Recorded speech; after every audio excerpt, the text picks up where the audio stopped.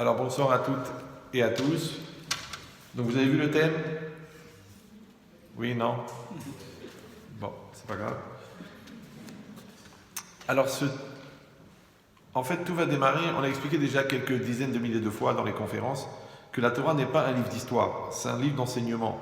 Donc on peut prendre un passage et en tirer des enseignements pour essayer de comprendre un fondement de la vie, comme là où on le rencontre. Alors, au début de la paracha de Chaye Sarah, quand la Torah nous annonce la mort de Sarah, et là-bas c'est marqué Shene Chaye Sarah, les années de la vie de Sarah, d'accord? Et Rashi, il dit une chose incroyable. Alors, si on traduit littéralement Shene Chaye Sarah, les années de vie de Sarah, Rashi il dit Kulan Shavin Letova. Elles sont toutes équivalentes pour le Tov, d'accord? Pour le bien. Donc ça veut dire qu'elles étaient toutes équivalentes en bien. Maintenant, essayez de comprendre que cette notion-là de Shene, Chaye, Sarah. Chaye, c'est la vie, d'accord? Et Chaim, c'est la vie. Maintenant, ce qui est intéressant, c'est que Chay, c'est un être vivant, au singulier, mais Chaim, c'est au pluriel. Comme si quelqu'un, il a plusieurs vies. En fait, une vie, elle est faite de plusieurs vies. Pourquoi au pluriel? Pourquoi mettre le mot Chaim au pluriel? Comme Panim. C'est quoi Panim? C'est le visage. Mais on a un seul visage. Alors comment ça se fait que le visage en hébreu c'est panim? Et panim c'est au pluriel. C'est bizarre. Maintenant vous allez me dire peut-être qu'on parle de quelqu'un qui a plusieurs visages, parce que c'est vrai. Quelqu'un il a un comportement à la maison, quelqu'un il a un comportement devant sa mère, quelqu'un il a un comportement devant sa femme, quelqu'un il a un comportement au travail. Oui, à la maison il est marocain, au travail il est breton. D'accord? Des comportements comme ça bizarres. Oui. À l'extérieur il est très généreux, très communicatif, à la maison il est très mchon, très lourd, très blata. Oui, c'est des phénomènes. C'est des gens qui, en vérité, ont plusieurs visages et qui, d'ailleurs, s'adaptent au milieu ambiant. En psychologie, ils s'appellent des caméléons. Et d'ailleurs, souvent, ils s'appellent Léon et souvent, ils sont... Mais c'est ça l'idée, d'accord? J'ai besoin de blagues pour savoir si vous suivez. Hein. Si vous ne réagissez pas, soit je rabaisse le niveau, soit je change de métier. D'accord? Mais c'est quoi l'idée? L'idée, c'est de comprendre que pourquoi le mot panim, qui veut dire visage, il est au pluriel. Parce qu'en vérité, on a plusieurs visages. On a plusieurs... En fait, panim, ça ne veut pas dire visage. Panim, ça veut dire facette. D'ailleurs, dans un diamant, on appelle les facettes du diamant, on appelle le panim shalayalom. C'est les facettes... Il faut leur dire de couper le son, là. Ah oui. Ouais. Donc, c'est les facettes du diamant. Mais dans la même manière, une personne, elle a des centaines de facettes. C'est-à-dire quoi? Encore une fois, ton comportement, d'accord? À l'intérieur, à l'extérieur, ta façon d'être, tes réactions, tes attitudes, ta conscience professionnelle, ta conscience maritale, ta conscience parentale, ton rapport avec le divin, tout ça, ce sont les facettes de la personne. Donc en fait, la personne, elle est plurielle. La personne est plurielle. Maintenant, si la personne, elle est plurielle, de la même manière, nous on dit la vie au singulier, mais en vérité, la vie, elle est plurielle. Parce que tu as la vie de bébé, puis la vie d'enfant, puis la vie de jeune homme, et la vie de jeune fille, et la vie de fiancé, et la vie de marié, et la vie de parents, et la vie de beaux-parents, de grands-parents. Donc on a combien de vies? Une fois j'ai dit ça à un mari, il faut que tu saches que tu vas épouser 5 femmes. Il m'a dit 5. Il croyait que c'était une malédiction. D'accord? Je dis non, tu vas épouser une femme. Tu vas épouser une femme nida, pendant la période elle sera interdite, une femme qui est permise, une femme qui est enceinte et une femme qui est ménopausée. Ça fait 5. Ouais. C'est pas les mêmes du tout. Pourquoi? Parce que la femme, elle a un phénomène qui s'appelle les hormones. D'accord? D'ailleurs, on le dit en philosophie, quand la femme a ses hormones, le mari, il est morbone. D'accord? C'est le pauvre le mari. Parce que ça monte et ça descend. L'homme, il est stable. Il est comme il est. D'accord? La femme, ça monte, ça descend. Les émotions, les trucs, elle a envie de pleurer. D'accord? Et le mari, starbo. Ouais. Maintenant, lui, il doit s'adapter à la femme elle doit s'adapter au mari. Ça fait partie du shalom bayit, d'accord? Et la capacité d'adaptation en philosophie, c'est l'intelligence. Donc vous me dites, ça fait un paquet d'idiots, je sais. D'accord? Donc c'est quoi l'idée? L'idée, c'est que la personne, en vérité, elle a plusieurs personnes. Elle a plusieurs personnalités. Après, il y a la face intérieure de la personne, il y a la face extérieure. Il y a celle qui est en rapport avec la réalité, celle qui est cachée. Celle qu'on met des années à découvrir, celle qu'on est censé construire. Donc en vérité, on est pluriel. On est pluriel. Moi, toute la journée, je parle avec des gens qui m'appellent, qui ont des soucis, qui ont des problèmes, tout ça. Et à chaque fois, je dis, mais c'est quoi votre prénom? Il dit, c'est Sarah. Je dis, mais c'est qui là, celle qui m'appelle? Oui, j'en peux plus, j'ai envie de mourir, c'est trop difficile, je m'en sortirai jamais. Ok, mais c'est vous qui m'avez appelé. Oui, c'est pas moi qui vous ai appelé. Oui. Donc, la personne qui m'a appelé, elle veut s'en sortir. Oui. Donc, celle-là, là, c'est à elle que je voudrais parler. L'autre, elle ne m'intéresse pas. Alors, elle me dit, je comprends, mais c'est la même. Mais non, ça ne peut pas être la même. C'est ça le problème, en vérité. Ouais. Ce qu'on appelle l'être intérieur et l'être extérieur. Il y a une phrase que vous devez connaître maintenant, puisque j'ai écrit un livre entier sur cette phrase. Ouais, le Maharal, il dit Kol achaim zelatzet minakoach el apoal. Toute la vie, c'est passer du potentiel au réel. C'est pas le potentiel, c'est ton moi intérieur. C'est quoi le réel? C'est ton moi extérieur. Là, vous me voyez, là? Oui, non? Si vous ne me voyez pas, il faut acheter un chien. Vous me voyez, d'accord. Donc, vous me voyez. Donc, ça, c'est, vous voyez mon moi extérieur. Mais qui c'est qui parle? C'est mon moi intérieur. Maintenant, c'est mon moi intérieur qui utilise mon corps, qui utilise ma bouche, qui utilise mon cerveau pour exprimer ce que j'ai à l'intérieur. Maintenant, c'est ça la définition de la vie. La vie, c'est passer du potentiel au réel. Que ton moi intérieur, qui est potentiel, se réalise dans le monde extérieur. Ok, bon, ça a l'air d'être facile. Et d'un autre côté, réfléchissez bien, tous les problèmes qu'on a dans la vie, ils sont dans cette phrase. Ben oui. Par exemple, je donne juste une petite application qui avait été développée par Menchetrit à l'époque, si vous l'avez connu. C'est un conférencier, il a pas mal fait de choses. C'est pas grave. Il a dit, Menchetrit, je peux le citer quand même, c'est quelqu'un de proche, il se vexera pas.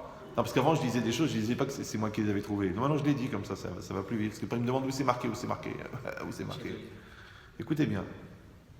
C'est quoi le stress?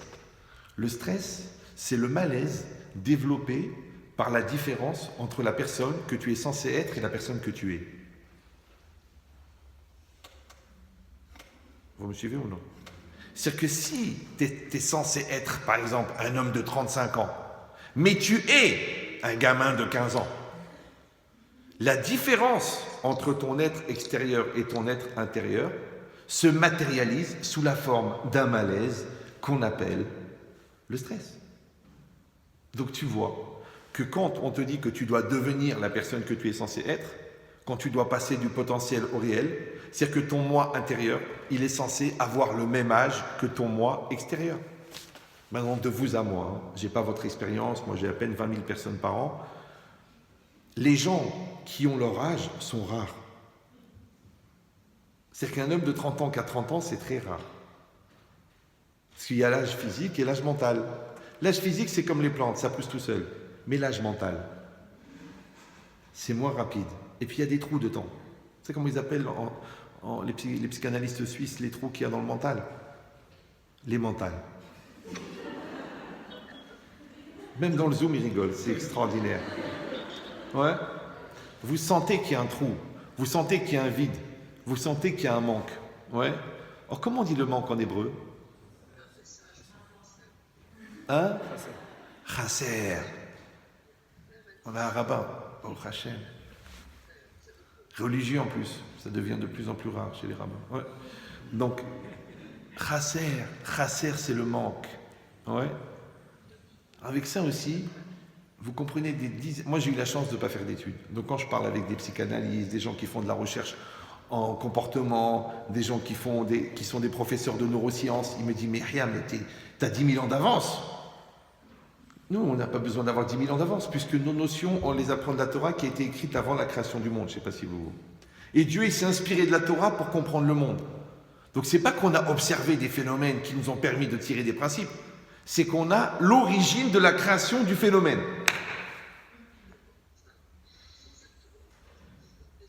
Il faut les faire taire, ceux-là, ils m'énervent. Il faut baisser le son. Vous éteignez vos micros, vous la fermez, je ne sais pas, faites quelque chose. C'est pas grave. La prochaine fois, je ferai un cours sur la rancune et la vengeance. Alors, donc, qu'est-ce qui est marqué ici? Ici, c'est marqué une chose incroyable. C'est que tu vas passer ta vie à fabriquer cette personne-là à l'intérieur. Mais si tu ne l'as pas fabriquée, elle n'existe pas. C'est que la chose la plus naturelle du monde, qu'on appelle en français être soi-même, En fait, la chose la plus difficile. Pourquoi? Parce que soit la personne ne va pas développer son moi, soit elle va essayer de le calquer à ce que l'autre lui propose d'être. C'est qu'au lieu de vivre en ayant un miroir tourné vers l'intérieur, c'est un miroir tourné vers l'extérieur. Qu'est-ce que les gens y disent? Qu'est-ce que les gens y pensent? Ouais. Et quand je te dis que tu vas en fonction du regard de l'autre, ça peut être, attention, dans le mimétisme, parce que tu veux être comme l'autre, ou dans l'opposition. Il y a beaucoup de gens, par exemple, qui pensent, à un certain âge, que la contradiction est une marque de personnalité. Que l'obstination est une marque de détermination. Non, c'est juste que tu as la tête dure. C'est juste que tu n'as pas confiance en toi. Et c'est juste que tu es manipulé par un être intérieur qui n'est pas toi. Nous, on appelle le Yetzer Hara. On est gentil. Les gens, ils l'appellent la schizophrénie, le bipolaire,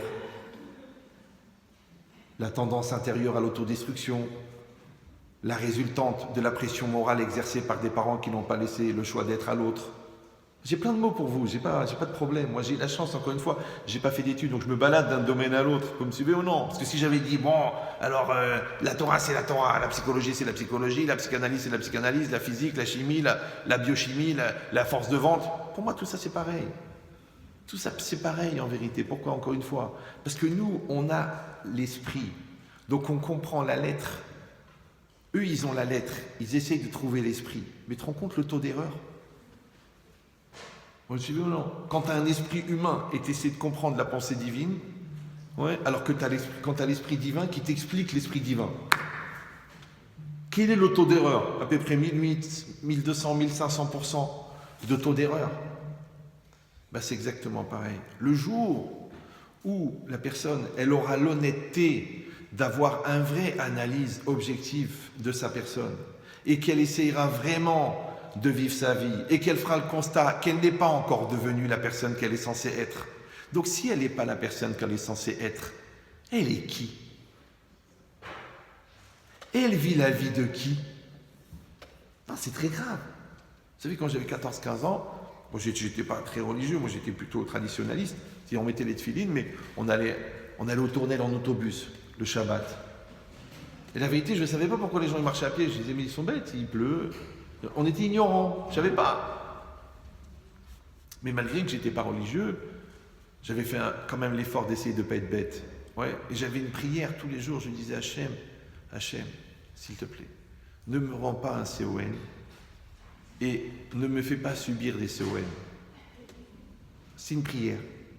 Maintenant, c'est quoi un CON, encore une fois? C'est quoi? Un CON, c'est le contraire d'un intelligent. Et on a dit l'intelligent, c'est celui qui est adapté. Et celui qui est adapté, c'est son moi intérieur. Il est tellement développé qu'il prend toute la place de son être. Donc maintenant, il est moi et réalité. Donc quand la fin de ton moi intérieur, elle rejoint ton moi extérieur, tu es toi-même, le même que toi. Mais si ton moi intérieur n'est pas développé et que tu te retrouves avec un moi intérieur de 12 ans et un moi extérieur de 20 ans, quand tu veux te réaliser, tu vas tendre la main, mais ça ne va pas puisque le corps il est plus grand que la main. Donc tu vas toujours être en décalé, tu vas être en différé. Tu vas apprendre par cœur toutes ces phrases des gens qui ont répondu absent, j'aurais dû, j'aurais pu, pourquoi je ne l'ai pas dit, pourquoi j'ai rien fait, pourquoi je me suis laissé faire. Mais tu ne t'es pas laissé faire, tu n'étais juste pas construit, tu n'étais juste pas mature, tu n'étais juste pas toi-même. Vous me suivez ou non? Le problème, c'est que le Yetzer Hara, avant, il te rend inconscient et après, il te rend coupable. Donc, première période, ben, tu ne savais pas, tu étais inconscient, mais en 3 mots. On a pratiquement fait une science, ouais. Et la deuxième partie, tu étais dans la culpabilité. Alors la culpabilité, c'est ou vers l'intérieur ou vers l'extérieur. Donc vers l'intérieur, c'est bourré de complexes, mal dans sa peau, ça vaut pas la peine que je vive, personne ne m'aime. Ou alors tourner vers l'extérieur. De toute façon, c'est la faute de tout le monde. Ma mère ne m'a pas aimé, mon père ne m'a pas allaité. Le pauvre ton père. Ouais. Et c'est quoi l'idée? L'idée, c'est que regardez toujours les gens qui ont des exigences sur les autres et les gens qui ont des réclamations sur les autres. 99% des cas, c'est des gens qui transfèrent leur responsabilité en culpabilité, mais chez l'autre. C'est que la Torah, elle dit, Mishesh bo isurim, ipashpesh bemarasav. Celui qui a des difficultés, il doit réfléchir sur ses actes. Mais les trois quarts des gens, quand ils ont des difficultés, ils réfléchissent sur ses actes. Les actes de l'autre. Ouais. Genre le prof, il m'a pas aidé, mes parents, ils m'ont pas encouragé, ma femme, elle m'a pas donné du courage, le rabbin, il n'était pas là quand j'ai eu besoin, le psychologue, il m'a pas compris, le rav, il m'a pas truqué. Et moi, jusqu'à quand? Jusqu'à quand tu vas penser que ta vie, elle dépend d'un autre? Mais si ta vie, elle dépend d'un autre, c'est que toi, t'es un boulet. C'est que toi, t'es une boule de billard. T'attends de prendre un coup dans le derrière pour avancer. Vous suivez ou non? Combien de fois des gens me disent, ah, vous savez, si on m'avait encouragé, si on m'avait expliqué, si on m'avait... Arrête de penser que ça dépend des autres. Arrête. Il faut aller vers l'indépendance, pas vers la dépendance. Si tu as tes jambes, Baruch Hashem, tu as tes bras, tu as ta tête, tu as ton corps, n'exige pas la carte d'handicapé. Je crois que le gars qui est handicapé, il a demandé à être handicapé, il n'a pas demandé. Toi, tu es né, entre guillemets, normal, et tu es handicapé de la tête. Lui, il lui manque les deux jambes. Il a fait le tour de la terre en chaise roulante. Toi, tout va très bien. Mais tu dis, et si l'avion, il se pose dans ma rue? Et si le métro, il décolle? Et si l'avion, il explose? En fait, c'est toi qui es handicapé dans ta tête, toi. Tu veux ou non? Ça veut dire que l'autre, il est enfermé dans ses complexes. L'autre, il est enfermé dans ses peurs. L'autre, il est enfermé dans ses exigences. Ouais. Mais rappelez-vous que l'exigence génère l'insatisfaction. L'insatisfaction génère la déception. La déception génère l'aigreur. L'aigreur génère la rancœur. La rancœur génère la rancune. La rancune génère l'autodestruction. Depuis le départ, tu as planté la graine de ta mort. Vous allez dire, oui, mais c'est difficile, parce qu'on subit des choses, et la vie, elle n'est pas facile. Alors, je vais vous expliquer une chose, encore une fois. Si moi, je suis moi-même, c'est-à-dire que si toi, tu as 20 ans, et que tu as une épreuve de 20 ans, ouais, ben, il n'y a pas de problème. Mais si toi, tu as 12 ans, et que tu as une épreuve de 20 ans, ça va être dur. Maintenant, comment c'est vécu une réalité de 20 ans par une personne de 12 ans? C'est vécu sous la forme de la pression. C'est une pression. Vous me suivez ou non? C'est une pression. Quand tu n'es pas prêt à l'examen, tu vas à l'examen, tu es sous pression. Ouais. Quand tu n'as pas confiance en toi et que tu vas à un rendez-vous, tu es sous pression. Maintenant, rappelez-vous aussi cette phrase de Ben Chetrit, pour ceux et celles qui prennent des notes. Une pression, ça va. Dépression, ça va pas. Non, ça a l'air d'une blague comme ça. Ouais. Mais en vérité, c'est un principe fondamental. C'est-à-dire que la pression, quand elle est cumulée, elle crée la dépression. Maintenant, ce n'est pas la pression qui est dangereuse, c'est le mal vécu de la pression. Parce que la pression, en hébreu, ça s'appelle le nisayon, ça s'appelle l'épreuve. C'est quoi l'épreuve? C'est une occasion de grandir. Alors pourquoi tu vis mal l'épreuve? À cause de l'épreuve? Non. Parce que toi, tu n'es pas construit au moment où tu rencontres l'épreuve. Un gars qui fait de la musculation et qui soulève 190 kilos, quand tu lui donnes ta valise de 20 kilos, il la trouve légère. Il dit, oh tiens, donne-moi-en 2, 3, 4, 5. Tu dis, waouh. Mais c'est lui qui fait tout pour ne jamais porter les valises. Tu peux la porter à ma place. Excuse-moi, j'ai une hernie des oreilles, j'ai peur de m'éclater un pneu, j'ai les chambres à air qui ne sont pas gonflées. Celui-là, il ne fait jamais d'effort. Donc le jour où il doit faire un effort, il meurt. Il meurt. Tu dis, vas-y. C'est bon. Frédéric, éteins ton portable. Ouais, vous avez compris l'idée ou non? C'est ça le problème. Ça veut dire que la vie, écoutez-moi bien, la vie, elle est difficile pour les gens faibles et elle est facile pour les gens forts. Maintenant, tu ne peux pas choisir ta vie. Ouais, tu peux écrire les lamentations, tu peux écrire les keynotes, tu peux toute ta vie pleurer, vous ne savez pas ce que j'ai vécu, vous ne vous rendez pas compte, c'est trop difficile. Mais moi, la vérité, j'arrive pas. J'arrive pas. Moi, je dis la vie avant. La vie avant. Après les camps de la mort, il y en a qui ont fondé une famille. Et il y en a, après un retrait de permis, ils ont tombé 8 ans en dépression. L'autre, une déception sentimentale à 14 ans, elle veut plus se marier. L'autre, il en a son 4e remariage. Et avec la pêche, la simha, là, il est à la koupa, 65 ans, il est hnin, il est comme ça, il dit c'est elle, là, je suis amoureux, je suis fou amoureux. Et l'autre, il a 24 ans, il est genre blasé, déçu, ça y est, de toute façon, il a éclaté la PlayStation, alors, qu'est-ce qui peut lui arriver? Alors qu'en fait, il est même pas né. Il est même pas né. Et dans la Torah, les gens qui sont pas nés, ils sont morts. Comme le poisson d'ailleurs. Regardez, le poisson, il est pas né et il est mort. Essayez de paner un poisson vivant, c'est impossible. Il remue trop. Donc je ne comprends pas les gens qui sont pas nés et qui se plaignent de la vie. Les gens qui ne sont pas mariés et qui veulent divorcer. Mais il faut d'abord se marier. Non, c'est vrai, c'est débile ce que je dis. Hein. Moi, j'ai reçu des dizaines de milliers de couples, sans rigoler. Les gens, les 3/4 des gens qui divorcent ne sont pas mariés. C'est vrai, ils viennent chez toi, tu leur dis, dites-moi, il y a la communication? Non, on ne se parle pas. Il y a la compréhension? Non. Il y a de la solidarité? Ah, tu rigoles, qui crève, qui s'étouffe. C'est mon argent, c'est ton argent. Oh. Tu dis, mais vous dormez ensemble? Que pour faire des bébés? Ouais, de l'apartheid. Ouais. Ok, alors, vous avez des biens en commun? Non, c'est compliqué, on est tous les deux dans le libéral. Ah, d'accord. Bon, les enfants, c'est à vous? Je ne sais pas, il faut faire un test. Ah, d'accord. Donc ces gens, c'est bizarre. Ils veulent divorcer. Et c'est quoi dans le divorce dans la Torah? C'est faire Kritout. Kritout, c'est quoi? C'est un livre de coupure. Karet, Koret, c'est couper. Ouais. Mais tu veux couper quoi? Il n'y a rien. Vous me suivez ou non? Tu prends le sabre, tu fais voilà, mais il n'y a rien. Il devrait y avoir un tronc en chaîne après 30 ans de mariage. Ouais. Il devrait y avoir tellement de fusion, tellement de correspondance, tellement de rapprochement, tellement de solidarité qu'on n'arrive pas à couper. On y va à la scie sauteuse, ça ne marche pas, parce que c'est solide. Mais si tu vois qu'à la première engueulade, ça explose, que les gens ils remettent tout en cause, je suis pas sûr de t'aimer, je sais même pas si je t'ai un jour aimé. Et comment ils sont nés les bébés par Wi-Fi? Donc je vous dis, hein, ne le prenez pas mal. Vous êtes célibataire pour les 3/4 d'entre vous. Donc vous êtes encore dans la phase espoir. Faites-moi plaisir. Si Hachem il vous donne l'occasion de vous marier, mariez-vous. Non, c'est débile. Ouais. C'est comme l'école. Tu vas à l'école. Travaille.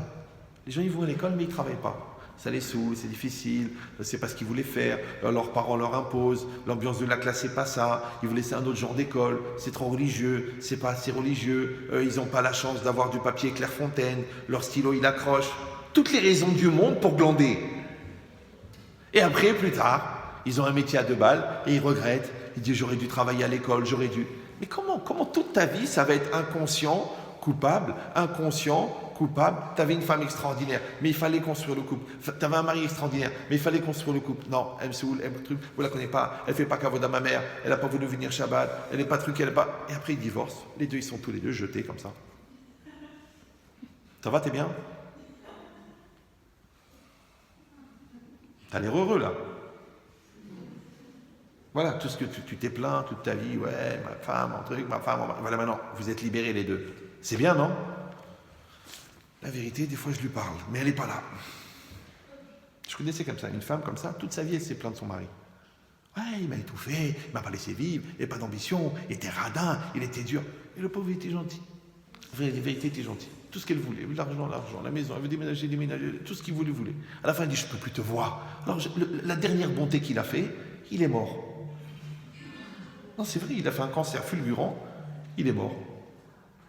Maintenant, moi, je la connaissais cette femme, j'ai dit, maintenant, elle doit être la plus heureuse du monde. Waouh, Hachem l'a libérée, il a écouté ses prières, waouh, le gars, il est parti, elle est libre de vivre sa vie. Tu vois pas que tous les jours, elle l'appelle, et toutes les nuits, elle pleure. Elle l'appelle. Il s'appelait Willy. Alors, elle l'appelle la nuit, ah Willy. En plus, ça évolue, ah Willy 1, Willy 2, Willy 3, Willy le retour. Et elle achète un Sefer Torah, et elle achète des Sidurim. Un jour, je l'ai attrapé, je ne comprends pas. De son vivant, tu lui as souhaité sa mort. Maintenant qu'il est mort, tu veux le récupérer. Comment ça s'appelle en français ça? Inadapté. Vous suivez ou non? C'est pareil. Quand les enfants ils sont là, occupe-toi d'eux. Ah, ils sont trop petits. Maintenant qu'ils sont partis de la maison, ah, j'aurais voulu leur dire. Tes parents, ils sont vivants. Va passer du temps avec eux, mais ils ne comprennent rien, ils sont vieux, et puis c'est difficile, on habite en face. Ok. Et maintenant qu'ils sont morts, je suis chez un psy parce que Je voudrais parler à mon père, alors, mon père psychologique, mon père psychanalytique, mon père. Mais ton père Yahmar, il était vivant. Va le voir. Oui, mais on avait des conflits. Mais conflits, tu l'écris en 2 mots. Pourquoi les gens ils vivent en différé? Pourquoi ils vivent en décalé? Pourquoi ils sont Bédiéved? A posteriori? Pourquoi ils ne sont pas a priori? La vie, elle est là, non? Oui, non? Oui? Vous êtes vivant? Oui? Vous êtes vivant? Vous aussi? Tout le monde est vivant, là? Il n'y a pas de mort? Extraordinaire. Mais c'est quand même étonnant, puisque la Gemara dit Rechaim behayehem nikraim metim. Les Rechaim de leur vivant sont appelés morts. Maintenant, vous croyez qu'un rachat, un mécréant, il est appelé mort parce qu'il est condamné à mort, parce qu'il est puni de mort? Non, non, non, parce qu'il est mort. C'est tout. Parce qu'on a dit tout à l'heure, si vous avez suivi, je ne sais pas dans quelle mesure est-ce que vous retenez ce que je dis, mais on l'a dit tout à l'heure, que la définition de la vie, c'est passer du potentiel au réel. Donc c'est de se réaliser. Donc celui qui ne se réalise pas, il est mort. Ça va?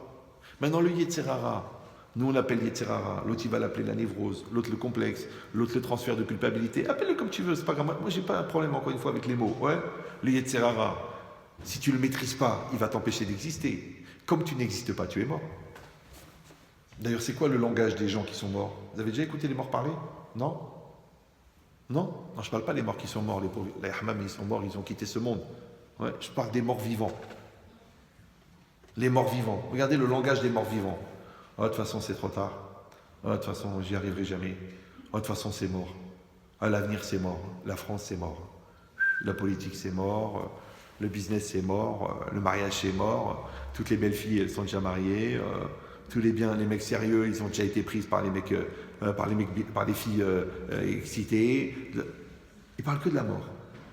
C'est très bizarre. Les gens morts, ils parlent de la mort.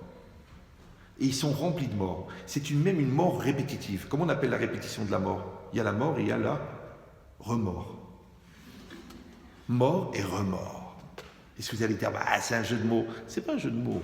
Tout ce que je vous dis, c'est la Torah. Moi, j'ai arrêté d'étudier autre chose. Ouais. La Gemara, qu'est-ce qu'il la Gemara dit? Rechaim le'im charatot. Les Rechaim sont remplis de regrets. Alors, c'est quoi le regret? Audon Kolo, cousin de Marco Polo, pour ceux qui ont connu. Ouais. Le regret, c'est quoi? C'est de regretter de ne pas avoir vécu la vie que tu aurais voulu vivre. D'accord? Maintenant, sur le passé, je ne peux rien dire. Parce que Maïde Ava, ce qui était, était. Mais pourquoi tu reproduis le schéma du passé au présent? Voilà, le présent, il est là maintenant. Voilà, le présent, il est là. Ouais. Vous me suivez ou non? Là, par exemple, là. Vous êtes là. Moi, je suis là. C'est notre présent. C'est le bon Dieu, il a pensé, c'est ça, ce présent. Ouais, c'est notre présent. Maintenant, dans ce présent, si on veut, on peut répondre présent. Sinon, qu'est-ce qu'on peut faire? On peut répondre absent. À quelle heure il termine? Il me saoule. Je ne savais pas que c'était un religieux. Et puis, j'aime pas ses blagues. Et puis, ça me dérange comment il parle. Et puis, ça me remue à l'intérieur. Puis, j'ai pas envie de changer. Et qu'est-ce qui se prend pour MC? Il y a plein de voix dans votre tête qui peuvent vous empêcher d'écouter. Plein! Surtout quand vous êtes concerné. Mais il faut avoir l'honnêteté de dire, ça me concerne. C'est une main tendue vers l'évolution. C'est une lumière qui s'allume. Tu peux choisir de rester dans l'obscurité. Encore une fois, l'obscurité, c'est pas l'obscurantisme. D'accord? L'obscurité, c'est ouais, de toute façon, je suis seul, de toute façon, la Torah, elle peut pas m'aider, de toute façon, les gens, personne ne m'aime, de toute façon, mes parents, ils sont pas à la hauteur, de toute façon, mon psy me l'a dit. Mais tu lui payes sa piscine, il va pas te contredire. D'accord? Donc c'est quoi l'idée? Ouais. C'est que tu peux choisir de rentrer dans la réalité, et ça s'appelle la vie, ou tu peux choisir de rester dans l'obscurité, et ça s'appelle la mort. Et qu'est-ce qu'elle a dit la Torah? J'ai mis devant toi la vie et la mort. Tu choisiras la vie. Mais la mort, elle existe. Vous me suivez ou non? Maintenant, encore une fois, je ne parle pas de la mort, Varga, Benamou, les bougies, les pantins. Non, je ne parle pas de ça. Ouais, Hazvé Shalom, Simsilenou. Ouais. Non, je parle de la mort. Voilà, ton mari, il est là. Va lui dire que tu l'aimes. Non, c'est à lui de faire le premier pas. Ma mère, elle n'a jamais fait le premier pas. Ok, mais ton père s'est pendu, c'est vrai. D'accord. Donc,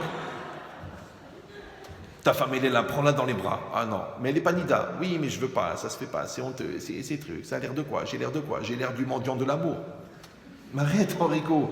Mais prends-la dans tes bras, elle est là, elle est vivante, elle est en bonne santé. Non, ça se fait pas, c'est honteux. Je sens que je me rabaisse. Mais c'est pas de l'amour propre, c'est pas de l'orgueil, ça c'est carrément de la psychorigidité ou de la maroquinerie, je sais pas. Donc va et vas-y. Non, ton fils il est là, va lui parler.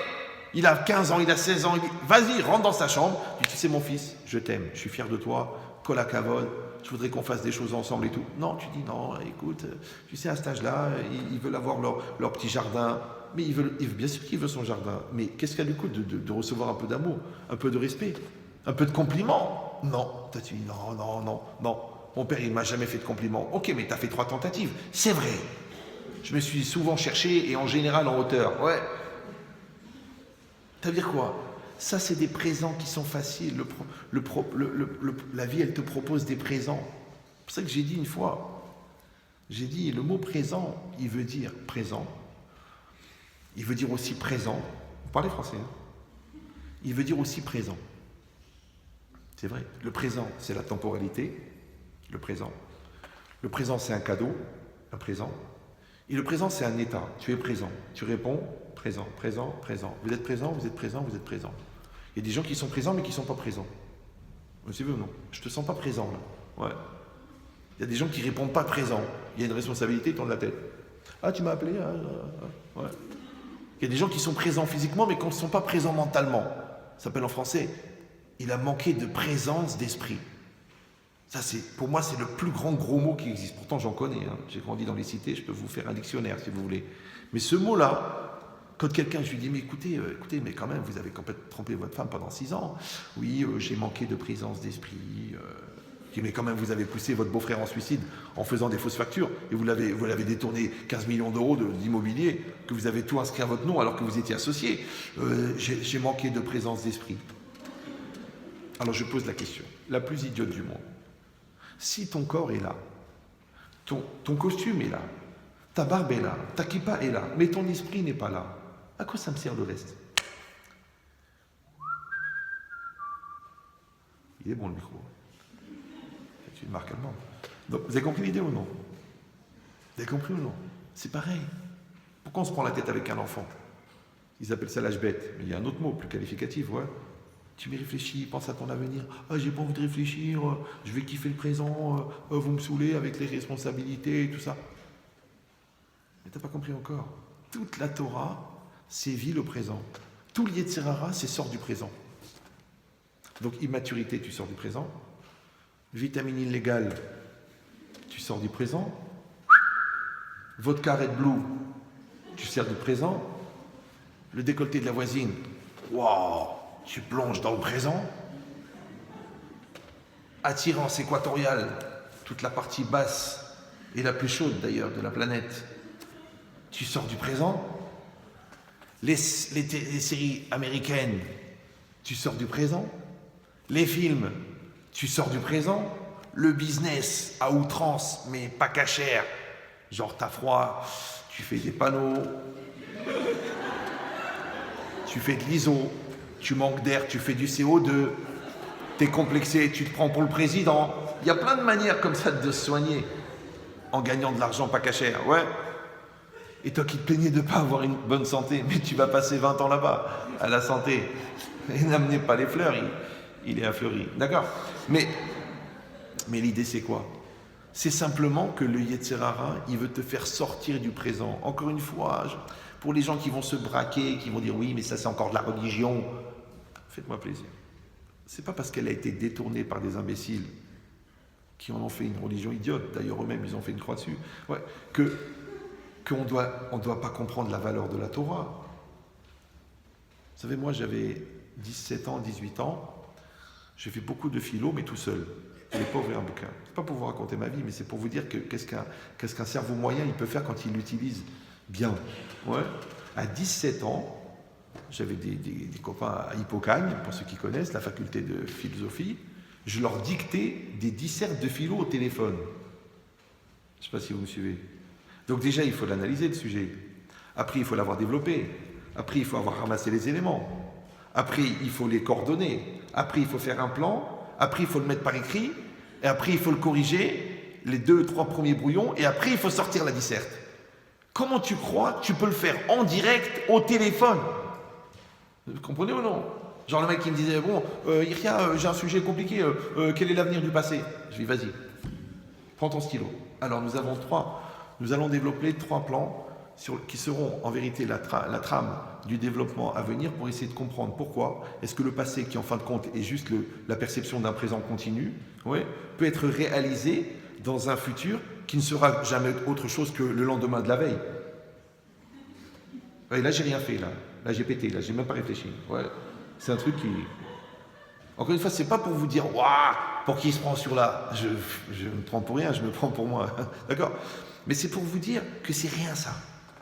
Donc quand moi, qui avais une certaine autonomie au niveau psychologique, une certaine autonomie au niveau philosophique, ouais, je rentre dans la Torah, je sais pas si vous me comprenez, mais ma tête, elle a pris feu. C'est-à-dire que moi, j'étais à la yeshiva, et je disais au Bachoui, mais vous avez vu la puissance de ce qu'il a dit, Laurent? Ouais, c'est bon, c'est intéressant. Ouais, c'est un bon yesod, ouais, bon. Oh, il a parlé sur qui?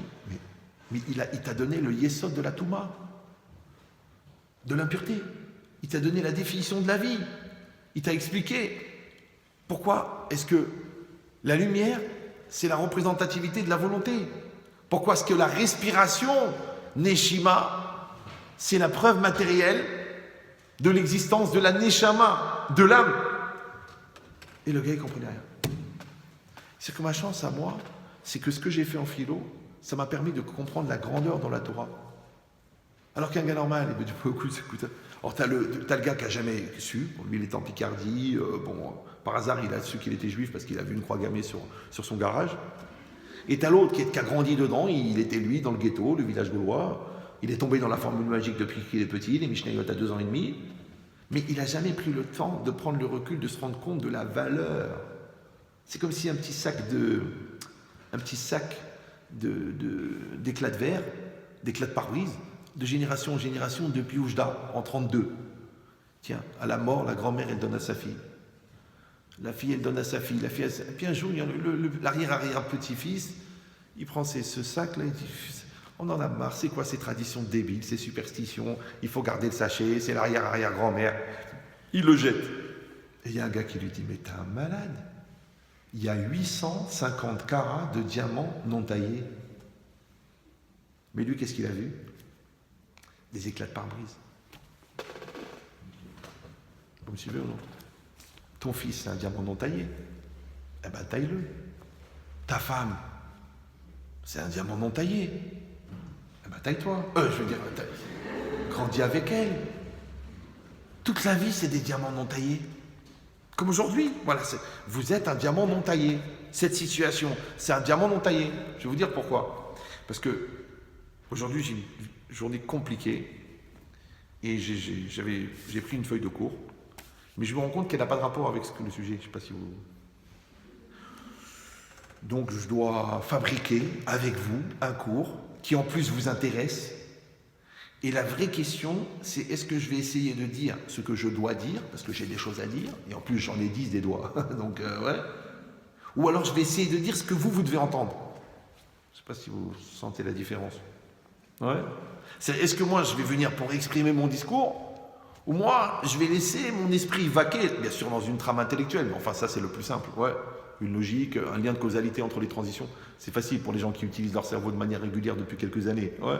Donc je vais vous dire quelque chose d'intéressant. Mais est-ce que ce truc-là, ça va vous toucher ou non? Est-ce que vous allez vous reconnaître ou est-ce que vous allez vous sentir concerné? Est-ce que vous allez être bouleversé? Est-ce que vous allez bien vous marrer? Est-ce que vous allez sortir changé? Ah ben c'est ça la vie. Pourquoi? Parce que nous on croit que la vie, c'est un long fleuve tranquille. Mais la vie c'est des séquences. Il y a des bonnes séquences et des mauvaises séquences. Ça s'appelle les conséquences, d'ailleurs. Ouais.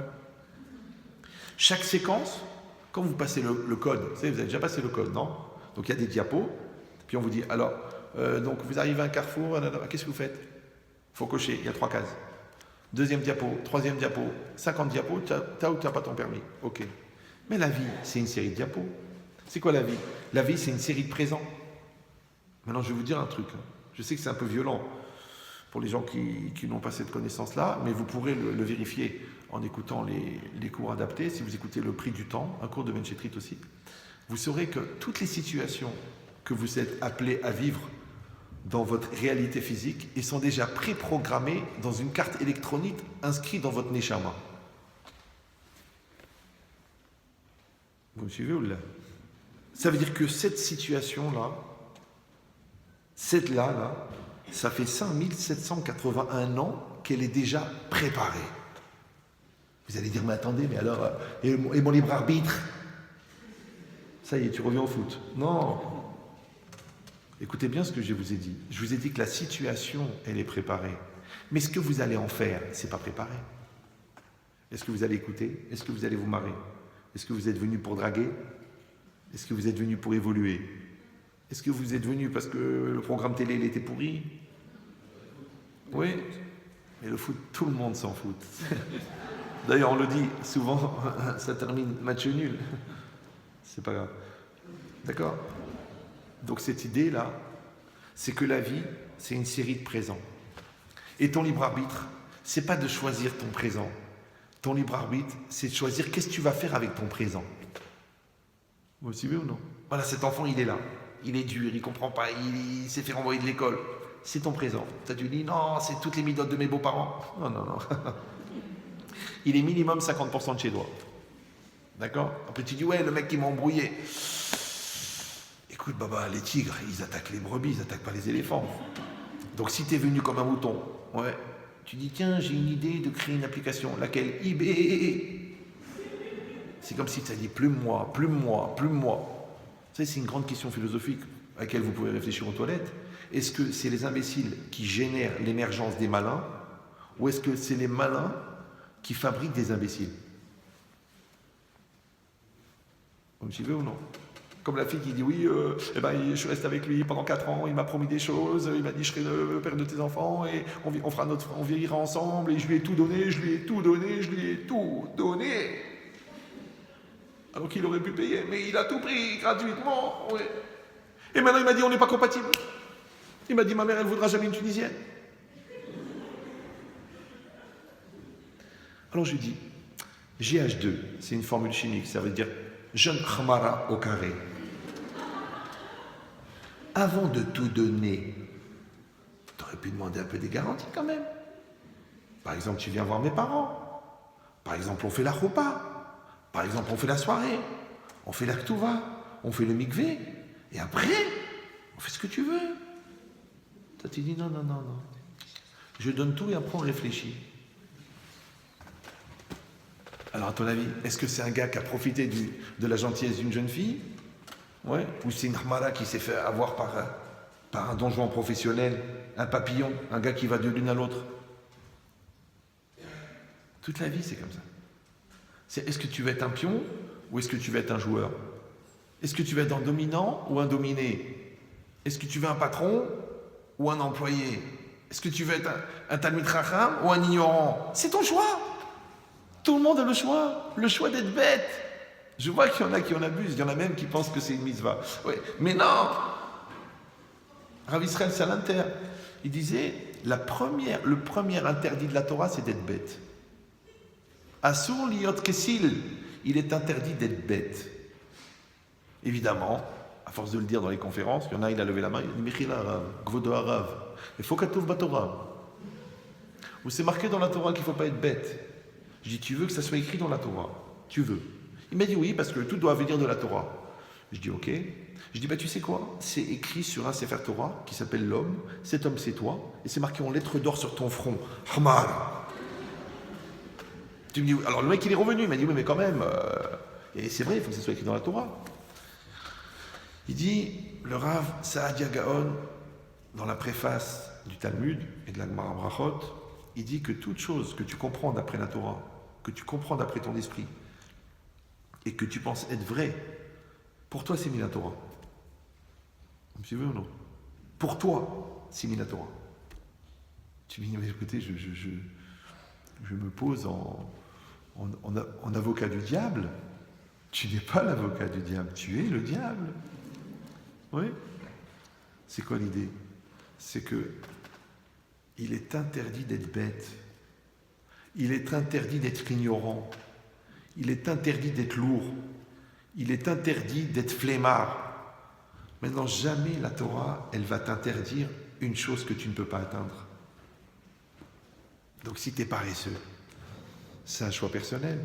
Le mec, il est là pour justifier le creux dans le canapé. Tu te rends compte si je me lève? Tu te rends compte ma responsabilité? Si je me lève, le creux va disparaître. Si je me lève, le creux dans le matelas va disparaître. Qu'est-ce qu'il va dire le Rav Danopilo et le Rav Simons? Qu'est-ce qu'ils vont tous dire? Tu es responsable de la disparition de ce creux. Non, ça a l'air débile, c'est vrai. Mais il y a des gens, tu dis, qu'est-ce que tu as fait cet après-midi? La vérité, j'ai tué le temps. Tu as tué le temps. Mais tu ta mère. Mais je veux dire, le temps, l'argent, tu peux le refaire. Ton mariage, tu peux le sauver. Tes enfants, tu peux reprendre le contact. Le business, tu peux le récupérer. Mais le temps, tu ne peux pas le récupérer. Le seul truc que tu as trouvé à tuer, c'est le temps. C'est bizarre, non? Pourquoi? Alors, si vous avez l'occasion, encore une fois, vous écoutez le cours Le prix du temps de Ben Chetri. Et là-bas, il rapporte un Rabbeinu Yona extraordinaire qui dit que le projet du Yetzer Hara n'est pas de te faire fauter. Le projet du Yetzer Hara, c'est de te faire perdre du temps.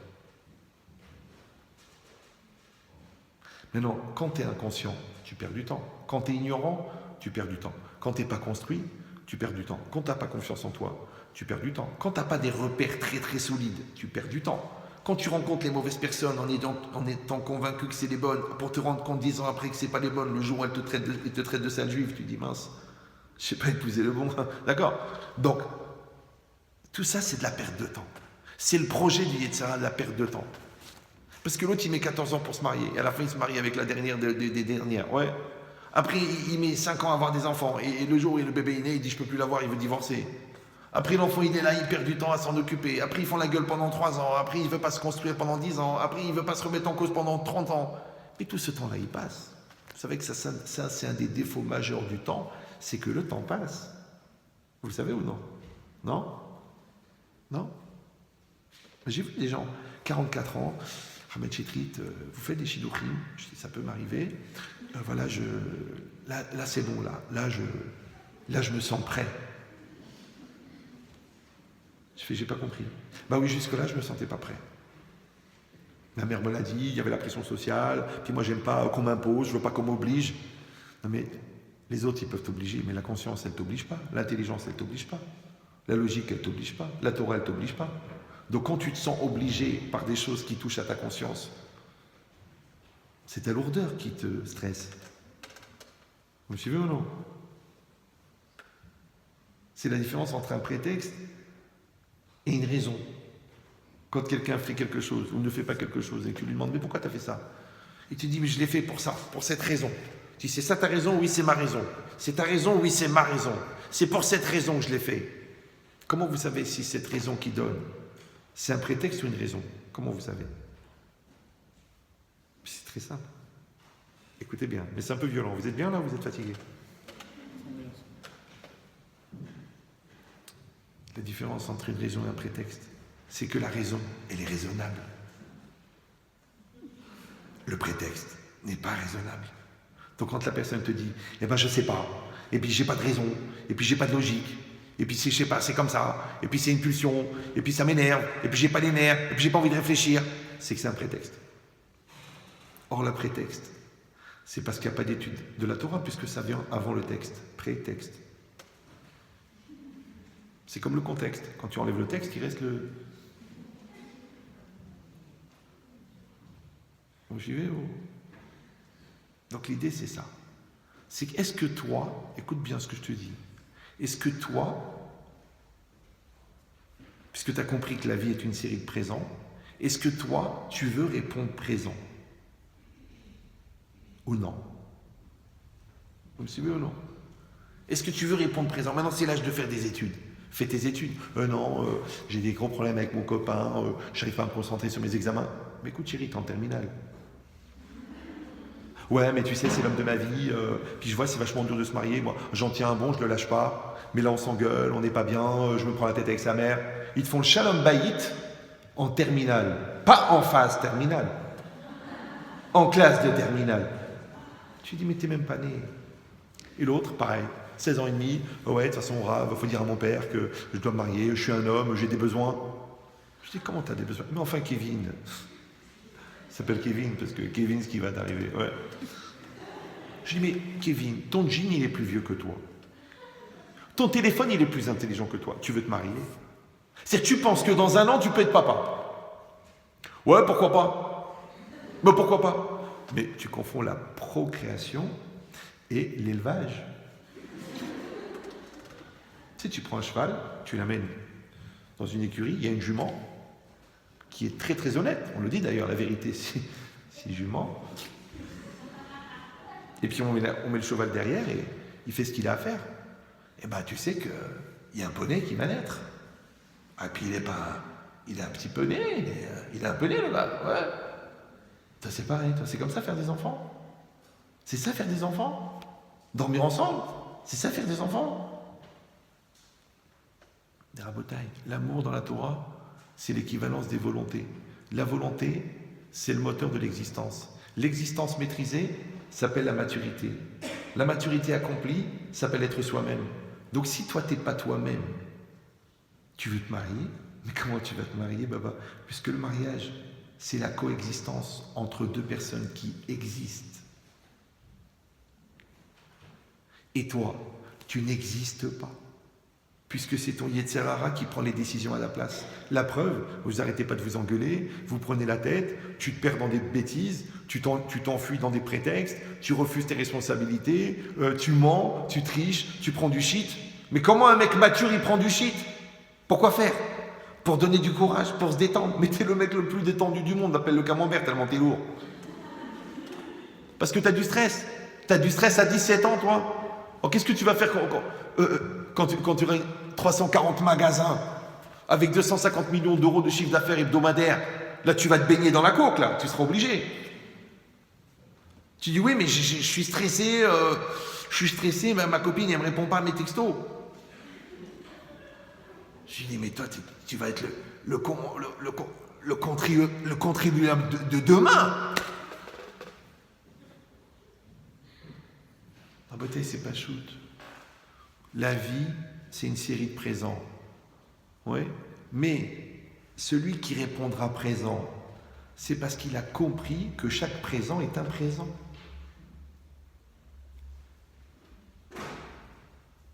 Chaque présent est un présent. Moi, je suis très très heureux de vivre ce moment avec vous. J'espère que c'est réciproque. Ouais. Donc comme ce moment-là, je sais que je ne le revivrai jamais. Ouais. Donc, je vais essayer de le vivre au maximum. Vous aussi, vous pouvez être dans la situation au maximum. Dire, allez, on y va. Allez, j'apprends, je change, j'évolue, je grandis. On peut faire un accélérateur de maturité. On peut changer des choses dans sa vie. Ou non, on veut le confort qui rend fort. Écoute, je suis comme je suis, et puis je suis pas bien, et puis tu sais ce qu'elle m'a fait ma mère, et tu sais que, et mon père, tu peux faire ça, tu peux rester dans ta caverne enfermé comme ça, avec ton doudou.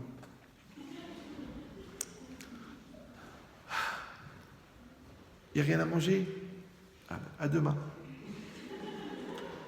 Qu'est-ce qu'il y a à la télé? Une dramatique? Ah ben j'ai déjà ça dans ma vie. Après tu dis, bon, se marier, ouf, beaucoup de responsabilités. Le travail, grâce à Dieu, Hachem il a créé le RSA, le Covid, le PGE. Pourquoi j'ai besoin d'aller me prendre la tête à gagner des miettes? Je reste à la maison. Tu restes dans la caverne. Mais vous savez c'est quoi le problème? Parce que peut-être c'est ça le confort. Le problème, c'est que la joie, c'est la satisfaction d'être.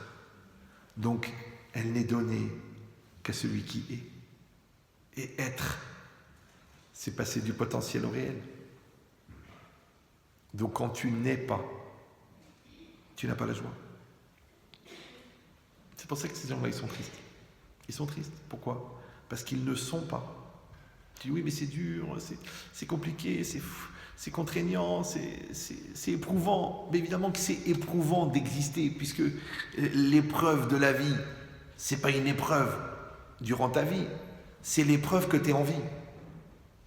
Parce que quand tu réponds présent dans ta réalité, ça s'appelle que tu es vivant. Donc quand tu réponds pas présent, tu es mort. Maintenant, le fait d'être vivant, c'est ça qui donne la joie.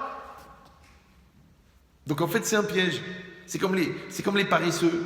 Ils font tout pour éviter de faire des efforts. Mais c'est l'effort qui rend fort. Donc moins ils font d'efforts, plus ils sont faibles. Or, plus ils sont faibles, plus c'est un effort de faire un effort puisqu'ils sont faibles. Donc le paresseux aurait des bonnes raisons de faire des efforts, puisqu'en faisant des efforts, il devient fort. Et plus il devient fort, moins il a besoin de faire d'efforts. Donc, il pourrait être paresseux s'il était fort. Toute la vie, c'est pareil. C'est comme les glandeurs à l'école. Ouais, moi, je kiffe, moi, je fous rien. Moi, tu vois, là, le Fayot, il rend les trucs, il bosse comme un fou, il fait des annales. Moi, je fous rien, moi, je kiffe, moi, je profite du soleil, moi, je profite de la mer, moi, je vais à Joint-les-Pins, j'achète du pain, on me donne un joint. C'est la vie, quoi.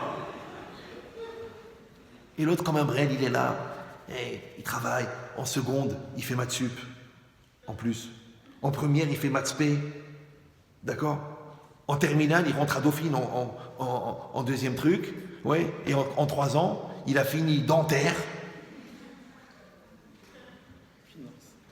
Finance. Et HEC. Si vous allez dire, attendez, c'est complètement débile. Là, on est dans le feuilleton. Moi, je connais quelqu'un. Il a fait HEC et dentaire en même temps. Puis, mais ça veut rien dire. Attends, déjà dentaire, je vais dire, t'as une dent contre tout le monde. Ouais. Donc, comment tu peux faire HEC en même temps? Eh bien, il l'a fait. Alors, il est débile. D'après toi, il est débile, c'est vrai. Bon, mais d'un autre côté, il a 31 ans et il a 31 cabinets. Il a 31 cabinets dentaires. Parce qu'il a pris les lois de la finance de HEC et du marketing développées sur la dentisterie. Je ne sais pas si tu vois dessus. Il a même eu un procès avec la Sécu parce qu'il a dit on ne peut pas faire un chiffre d'affaires pareil alors que vous êtes le seul dentiste. Il a dit oui, je mets des gars là-bas, il prend 6 dentistes avec lui, il fait des gros trucs, d'accord? Il a 6 sièges qui travaillent en même temps, lui il vient, il fait la chirurgie, elle fait le départ, elle fait les soins, et puis il va derrière, tu dis attends, on en est où là? Ben, on en est à 300 000 € par cabinet, par mois. Tu dis mais c'est beaucoup d'argent. Non, tu peux continuer à t'asseoir dans la salle d'attente en attendant. Ça a sonné, Catherine? Non. J'ai bien cru que ça avait sonné, hein. Oui. Mais ça n'a pas sonné. Que Dieu fasse que ça sonne. Comme ça, on sera heureux. Ça sonne, ve simcha. Donc le glandeur, il n'a rien produit. L'autre, il s'est déchiré. Mais il est détente. Donc toute la vie, c'est pareil. Ouais. Celui-là, il a étudié 15 ans de sa vie la Torah. Il a un Talmid Chacham. Il a une autonomie. C'est que le Talmid Chacham, s'il veut, il peut être directeur d'une yeshiva. Il peut être rave. Il peut être shochet. Mais il peut aussi être chef d'entreprise. Le jour où les rabbins, ils feront du business, mais les businessmen, ils fermeront les cartons. Mais réfléchis, comment un Rosh Yeshiva, qui a 1 million d'euros de dépenses mensuelles, il fait fonctionner une yeshiva de 300 ou 400 élèves sans 1 euro d'avance. Donc il a un produit qui s'appelle Kedal, qui s'appelle la Torah, il a un prévisionnel qui s'appelle Bitachon, et ça fonctionne depuis 22 ans. Et grâce à Dieu, il a un chiffre d'affaires, tu dis c'est pas possible. Même la banque, elle renonce à lui demander des prévisionnels, il ne sait pas. Donc si un mec qui peut faire des milliards avec rien, imagine qu'est-ce qu'il aurait fait avec du caoutchouc ou des baskets ou des immeubles. Qu'est-ce qu'il aurait fait avec? Moi, combien de fois des gens qui me posent des questions, comment on fait comme ça dans le business? Je dis, tu peux faire comme ça, tu peux faire comme ça. Ah ouais, oh là là, c'est génial. L'autre, il n'arrive pas à arranger la truc et tout ça, il est bloqué dans la machine à laver. Le mec est chez moi, il m'a dit j'arrive pas à la remonter. Je dis mais attends, ça sert à quoi? Ça sert à quoi? Ça entraîne ça. Je dis tu fais ça, tu enlèves ça, tu mets ça, après tu mets ça, après tu tiens ça, tu fais ça, et hop ça tourne. Il me dit oh là là, mais vous avez fait une formation chez Darty? Je dis mon frère, c'est de la logique, ça y a rien, c'est. Attends Tosfot, attends Rabbi Akiva Eger, attends Raphaïm sur le Rambam. Là tu vas sentir la sueur qui coule Tellement t'auras mal à la tête. Là, c'est compliqué. Mais ça, c'est rien du tout, ça. C'est rien, c'est de la logique. Monsieur ou non? Mais comme les gens, ils se noient déjà dans un verre d'eau, comment ils vont imaginer la traversée du Pacifique? Ils se noient dans un verre d'eau. Mais comment on va faire? Des fois, les gens, ils viennent avec des plans de business. 1h30 pour expliquer le business. Je ne suis pas spécialement débile, hein. 1h30, comme ça, les tenants, les aboutissants, cette société, elle fait ça, celle qui alimente celle-là, celle qui fait celle-là, ça on refacture sur celle-là, celle-là on prend ça, on finance avec celle-là, celle-là on prend le cash, on fait de la placement de... Ouais, 1h30. Pourquoi ils viennent chez moi? Moi je suis un génie, moi. Non, je suis un gars normal. Ça s'appelle que Igi'a les Parashat Drachim. Ça veut dire que le Talmid Chacham, moi je ne suis pas un Talmid Chacham, moi, mais pour vous dire que la Torah, elle donne cette clarté. Parce que quand tu cherches le Emet, tu cherches la vérité dans le Tosfot, et tu cherches la vérité dans le Pshat de Rashi, et tu cherches la vérité dans Rashi. Donc après tu cherches la vérité dans la parole de quelqu'un. Après tu cherches la vérité dans un couple. Qui c'est qui se fout de la gueule de qui? Ouais. Après tu cherches la vérité chez la personne elle-même, de savoir quelle est la part d'intérêt qui empêche sa réflexion d'être assez objective pour se rendre compte qu'elle se moque d'elle-même. Parce que tu cherches la vérité. Mais si tu ne cherches pas la vérité, mais tu peux ne pas chercher la vérité même en étant avocat. Tu peux ne pas chercher la vérité même en étant politicien, ce qui est pratiquement une mitzvah. Ouais. Tu peux ne pas chercher la vérité dans ton couple, parce que tu penses toujours que c'est la faute de l'autre, alors que si on est deux, on a minimum 100% de responsabilité sur 50% de la situation. Ou non, tu peux continuer à penser que c'est entièrement de la faute de l'autre. Alors toi, tu es la victime. Ouais. Et l'autre, c'est le bourreau. Moi j'ai ça, moi les gens ils m'appellent Ahmed Chetri. Voilà, mon mari il est comme ça, il est comme ça, il est comme ça, il est comme ça. Et vous? Ben, moi, je dis, si je comprends bien madame, vous êtes victime et votre mari c'est un bourreau. Elle m'a dit c'est exactement, vous avez bien synthétisé. Je dis ça vous dérange pas si j'écoute la version de votre mari? Le mari m'appelle, ah bon elle vous a dit que je suis un bourreau? On part 5 fois en vacances, elle a la carte Infinity, elle a la noire, on a 2 voitures. La maison sur la Côte d'Azur, c'est qui la paye? Elle fait rien, elle est tranquille, d'accord? Alors, et que... Ah ben une fois je me suis mis en colère, oui il y a 2 ans. Elle dit que je l'ai frappé. Non, j'ai claqué la porte. Elle dit oui mais on commence comme ça. Alors je veux dire, si je comprends bien, votre femme c'est un bourreau et vous êtes une victime. Il me dit exactement Rav, vous avez bien synthétisé la situation. Mais non, moi je suis embêté maintenant. Parce que je me retrouve avec 2 personnes et 2 bourreaux et 2 victimes. Ça fait déjà 4. Vous me suivez? Ça va? Mais en vérité, c'est faux. Pourquoi? Parce qu'une personne, on va dire, elle a un bourreau en face d'elle, et elle est la victime. Mais avant d'être, écoutez bien, avant d'être victime du bourreau qui est devant elle, elle est déjà victime du bourreau en elle, qui prend le relais des agressions du bourreau qui est devant elle, pour subir le bourreau qui est devant elle. Donc tu es déjà victime de ton bourreau qui est en toi, avant d'être victime du bourreau qui est devant toi. Donc il y a le bourreau personnel de l'homme qui s'auto-mutile, et bourreau personnel de la femme qui s'automutile. Ça fait maintenant 3 bourreaux et 3 victimes, puisqu'à chaque fois, tu es en même temps victime de l'autre et victime du bourreau qui est en toi. Je ne sais pas si vous sentez là. Ouais. Donc à la fin, ils sont combien dans cette histoire? Après, ils introduisent les parents, les beaux-parents. Vous ne connaissez pas ma belle-mère. Depuis le premier jour, elle ne m'a même pas voulu me regarder dans les yeux. Et le mari dit, mais écoute, chérie, ça fait 22 ans que je t'explique que ma mère a un strabisme. Donc en fait, quand elle tourne la tête, elle te regarde dans les yeux. C'est quand elle te regarde dans les yeux qu'elle regarde ailleurs. Oui, c'est parce que vous êtes tous une famille de menteurs. C'est ton opinion contre la mienne. Combien de gaspillage? Combien de gaspillage? Combien de souffrance? Combien d'années perdues? Combien de prises de tête? Combien d'années pour établir des faux problèmes dans l'espoir de trouver des vraies solutions à des faux problèmes? Vous me suivez ou non? Mais tout ça, c'est la vie qui est gaspillée, ça. C'est du gaspillage de vie. Pourquoi, encore une fois? Parce que le présent, Yami Menam Hozrim, les jours, ils ne reviennent pas. Ouais. Donc c'est dommage d'avoir gaspillé ça. Donc si on revient, parce qu'il faudrait qu'on commence à traiter le sujet, donc si c'est pas grave, le pire est à venir. D'accord? Donc, si on réfléchit, qu'est-ce qu'il a dit? Le pasuk. Shene Chaye Sarah. les années de la vie de Sarah. On a compris que Chaye, c'est au pluriel, comme Chaim. Pourquoi? Parce que la vie, en vérité, c'est une série de séquences. Et chaque séquence, c'est une situation où, d'après nous, Dieu, d'après les autres, la vie te pose la question, alors qu'est-ce qu'il faut faire maintenant? Maintenant, c'est normal que tu vas avoir une épreuve qui te correspond. Vous croyez en Dieu, non? Oui, non? Oui? On est entre nous, vous pouvez être sincère. C'est quoi la croyance en Dieu? La croyance en Dieu, c'est d'accepter que la réalité qui est en face de moi, elle est adaptée à moi.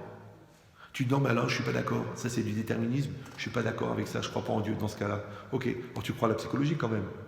Maintenant, dans la psychologie, c'est quoi? C'est que ce que tu génères en face de toi est souvent le reflet de tes manques. Donc ce qui te fait peur, c'est ce qui te rattrape le premier.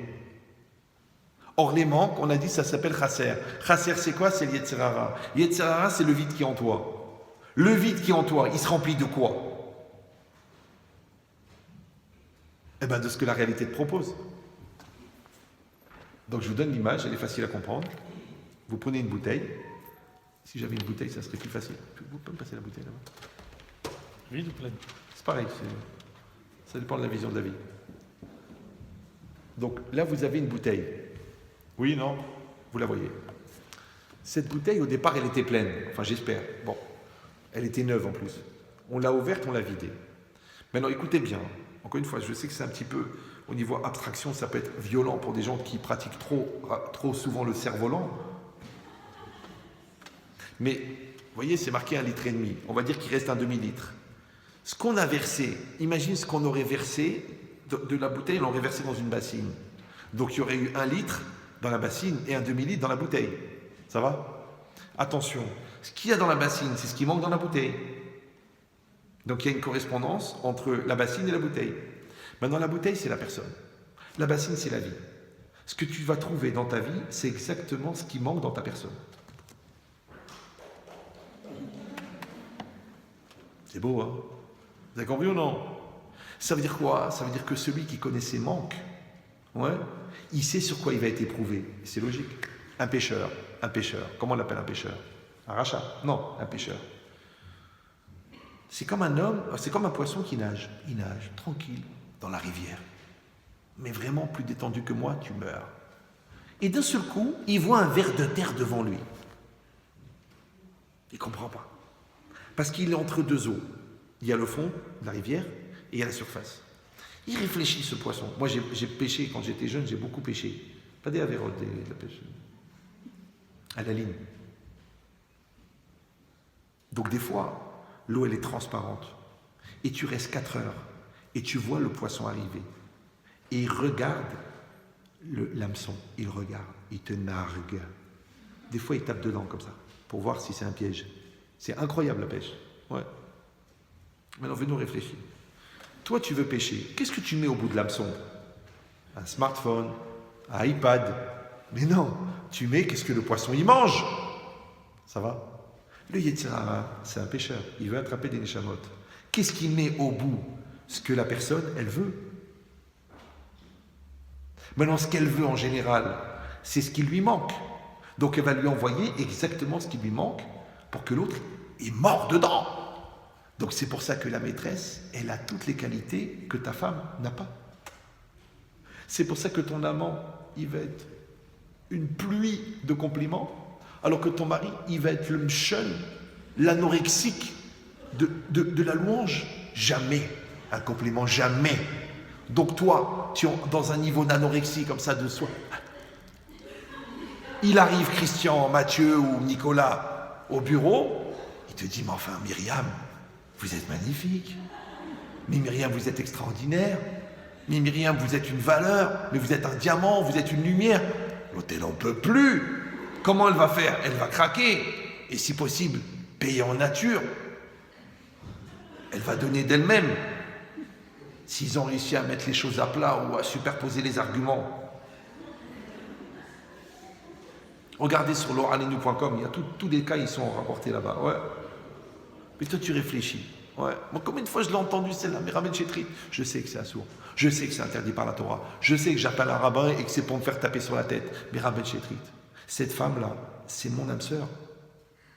Mais elle a exactement les qualités dont j'ai besoin. Elle est exactement le contraire de ma femme. Elle finit mes phrases. On pense l'un à l'autre en même temps. Et je pense à elle, elle m'appelle. On a grandi dans le même truc. Nos grands-mères se connaissaient. Peut-être qu'on a été promis l'un à l'autre. Maintenant, moi j'ai grandi aux États-Unis, elle a grandi en Tunisie. Et maintenant on s'est retrouvés. Alors, c'est pas Mina Shamaïm. J'ai dit, mais JG, ça veut dire jeune jbeb.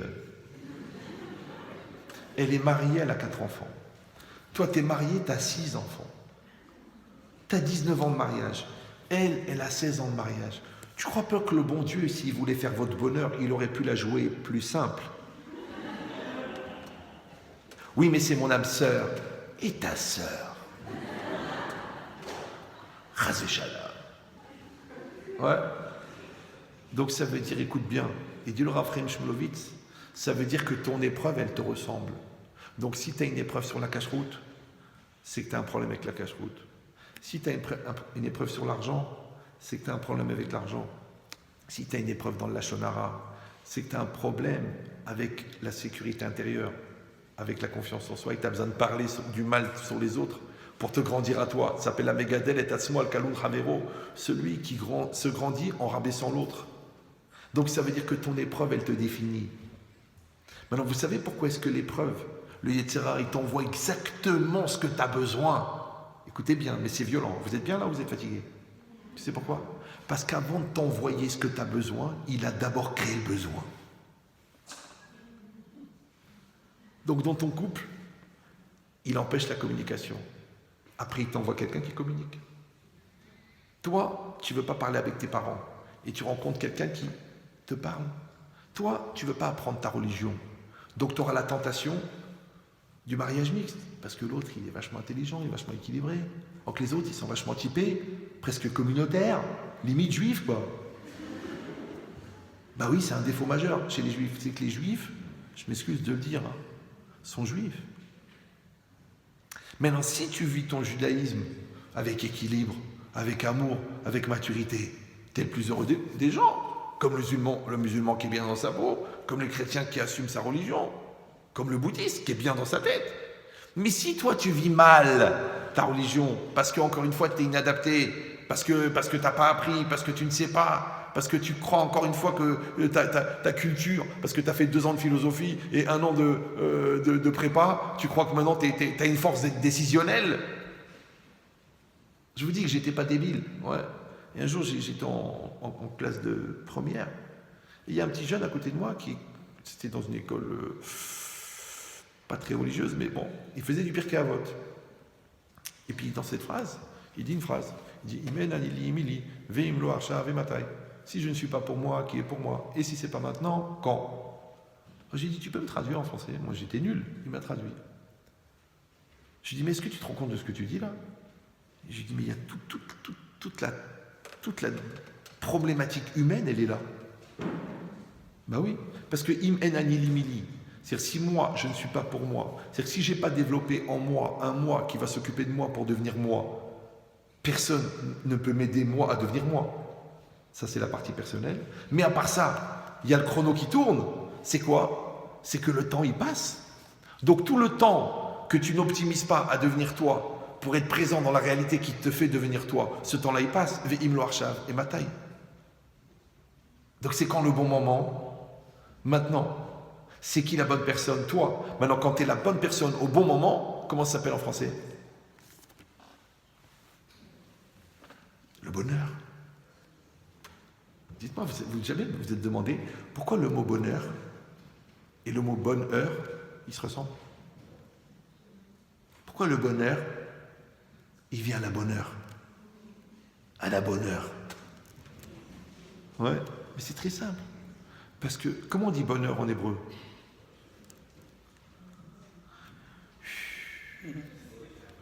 Bon, je rappelle la situation géopolitique de l'Europe.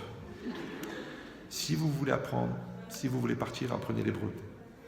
Si vous voulez rester, apprenez l'arabe. Mais apprenez une langue. D'accord? C'est pas possible ça. Oh là là là là. Bon, restez calme. Bonheur, oui, bonheur c'est Osher. Mais bonne heure en hébreu, c'est Shara Tova. Shara Tova. comprenez ou non? Quand est-ce la Brit Mila? Béchara Tova. Quand est-ce le mariage? Béchara Tova. Quand est-ce que je vais maigrir? Vous savez, il y en a un, toutes les semaines, il jouait la date de la mort de sa belle-mère au loto. Un jour, il y en a un, il lui a dit, mais je comprends pas. Elle n'est pas morte. Il a dit, je change la date. Akbal, ça va venir. D'accord. Donc, c'est quoi l'idée? J'ai rien contre les belles-mères. Razvi Shalom. D'ailleurs, j'en ai une de folie, je touche du bois. Qu'Hachem la garde en bonne santé, elle et mon beau-père, qui sont des gens extraordinaires, puisque déjà, ils m'ont donné une femme qui est capable de me supporter. Donc, qu'est-ce qui est marqué ici? De quoi je parlais? Ah oui, bonheur. Écoutez bien ça. Tov, dans la Torah, ne veut pas dire bon. Ça, c'est à l'ulpan, ça. Ça, c'est si tu vas appeler le matin, tu veux réveiller un joueur de poker, tu dis poker tov, poker tov. Tov, en hébreu, ça veut dire bon. Mais dans le langage des Chachamim, dans l'esprit de la Torah, Tov, ça veut dire complet. Donc, Sha'a Tova, c'est pas une heure bonne, c'est une heure complète. Vous me suivez ou non? Yom Tov, c'est un jour complet. Adam Tov, c'est un homme complet. Même quand un homme et une femme se marient, qu'est-ce qu'on dit? Mazal Tov. Ça veut dire le mazal de l'homme, il est incomplet sans la femme. Le mazal de la femme, il est incomplet sans l'homme. Quand les deux se rencontrent, le mazal, il est complet. Mazal Tov. Maintenant, tant que le mazal de l'homme n'a pas rencontré le mazal de la femme, on ne peut pas dire mazal Tov. On dit mazal majal. Bon, d'accord. Bon. Je vous dis d'apprendre l'arabe. Donc, c'est le ministère de l'intégration qui nous oblige. Donc c'est quoi l'idée? D'accord? Donc si Tov, ça veut dire complet, écoutez bien. Complet, ça veut dire quoi? Ça veut dire quelque chose qui est complet. Ça veut dire aussi quelque chose qui me complète. D'accord? Maintenant, tout à l'heure, j'ai dit que la réalité, elle est adaptée à moi. D'accord? Elle vient me compléter. Dans les plus, eh ben, elle me complète par rapport à mes moins. Dans mes moins, elle me complète parce qu'elle me montre que les moins qui sont en face de moi me définissent, parce qu'on a dit que mon épreuve, il est que la projection de mes manques. Maintenant, quand moi, je vais surmonter l'épreuve, qu'est-ce que je vais faire? Je vais sortir complet d'une proposition d'être incomplet. Ça va? Quand je vais optimiser un potentiel, je vais sortir grandi d'une situation qui était parfaite, mais je la rends complète. Donc, Sha'a Tova, c'est ce qui va me compléter. De la même manière, Ma'asim Tovim, c'est quoi Ma'asim Tovim? Alors, les gens ils croient Ma'asim Tovim, Ma'asim Tovim, c'est des bonnes actions, des BA, comme on dit chez les scouts. Les scouts, quoi, c'est le scoutisme. Il y a même des scouts israélites, hein, c'est une espèce c'est très proche de la religion juive, mais c'est pas juif, mais c'est très proche. D'ailleurs, on les a fait taire très tôt. Hein. Et où est Scott de France, d'accord? Mais l'idée, c'est quoi? Une fois, j'étais comme ça dans un club de scoutisme, soi-disant israélite. Je dis, on fait le Birkat Amazon? Non. Et Shabbat, c'est compliqué, ça tombe samedi. D'accord, bon. Alors, donc c'est quoi l'idée? L'idée, c'est que Ma'asim Tovim, ça veut dire Ma'asim Shlemim. Ma'asim Shlemim, ça veut dire des actes entiers. Maintenant, un homme, écoutez bien, il doit fabriquer des actes entiers. Si tu fais quelque chose, mais il y a un défaut. Tu dis quelque chose, mais c'est pas ce que tu penses. Tu investis quelque chose, mais ça amène des problèmes. Il n'est pas complet ton acte. Vous me suivez ou non? Maintenant, quand toi tu es complet, tu vas projeter du complet, tu vas créer du complet. Si toi tu es incomplet, tu projettes de l'incomplet. C'est pour ça que c'est marqué dans le passage, vous voyez Titsou Kolpoale Aven, ouais, ils vont bourgeonner tous les actes du rachat. Ils disent les commentaires parce que l'acte du rachat, il est toujours à l'état de bourgeon. Jamais il devient complet, fruits et fleurs. D'ailleurs, la preuve, c'est très simple. Si vous mettez une main devant une lampe, dans l'ombre de la main, il y a combien de doigts? Je vais peut-être baisser le niveau.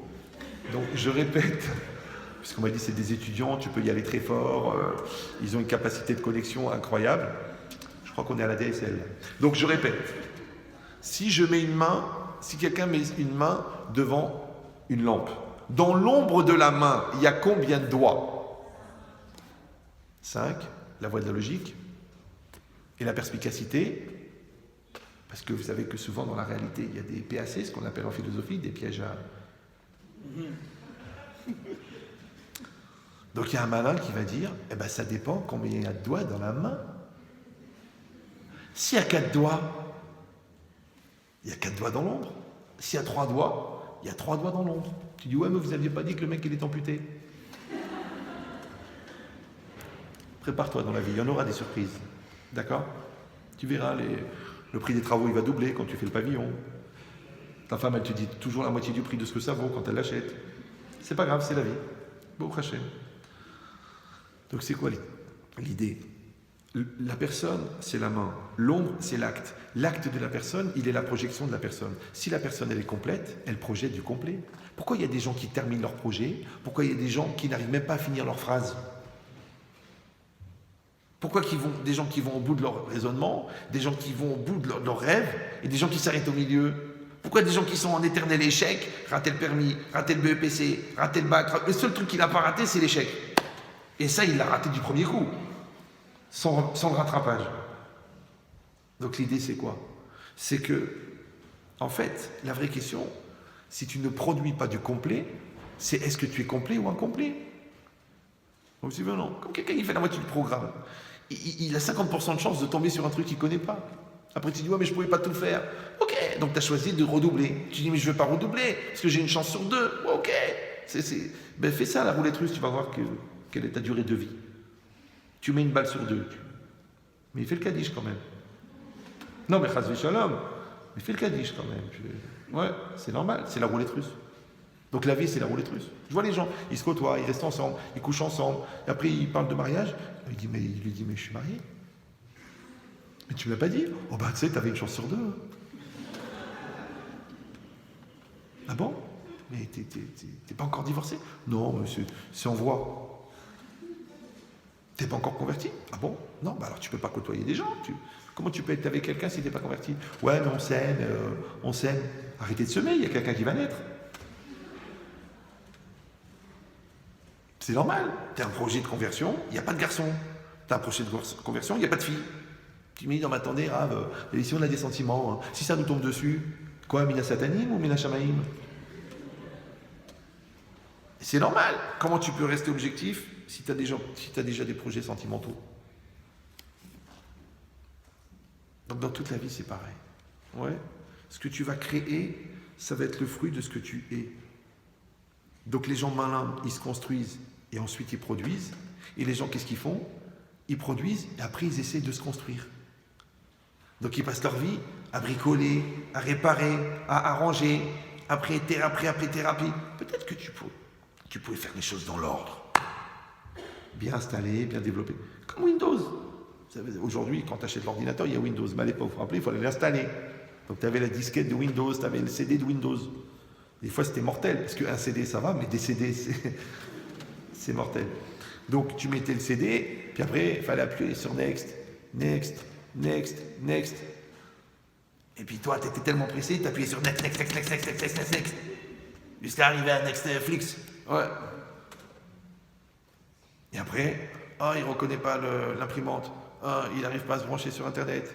Alors tu l'amènes chez l'informaticien, il dit, avez-vous installé les drivers? Mais quel driver? J'ai acheté déjà l'ordinateur, j'ai acheté le CD de Windows, alors que tous mes copains ils le piratent. Maintenant il faut mettre les drivers. Ben, bien sûr, comment il va reconnaître l'imprimante s'il n'y a pas de driver? Ah, il faut un driver, un chauffeur. Ben, c'est exactement pareil. Si tu as installé ton couple, il ne va pas bugger, mais tu ne l'installes pas toi. Tu passes des mois et des mois à choisir le traiteur, à vérifier que ta fille, ta copine, c'est pas un Android, tu essaies toutes les positions avant de truquer, tu cherches la roupa, tu vas voir le wedding planner pour voir quel va être le thème de la soirée. Mais le plus important, de travailler vos midotes, de mettre la Hirat Shamaïm dans votre couple, de réfléchir comment il y aura la shrina chez vous, et quelle est la halacha, et qu'est-ce que tu feras quand elle est nida. Ça, tu t'en es pas préoccupé, ça.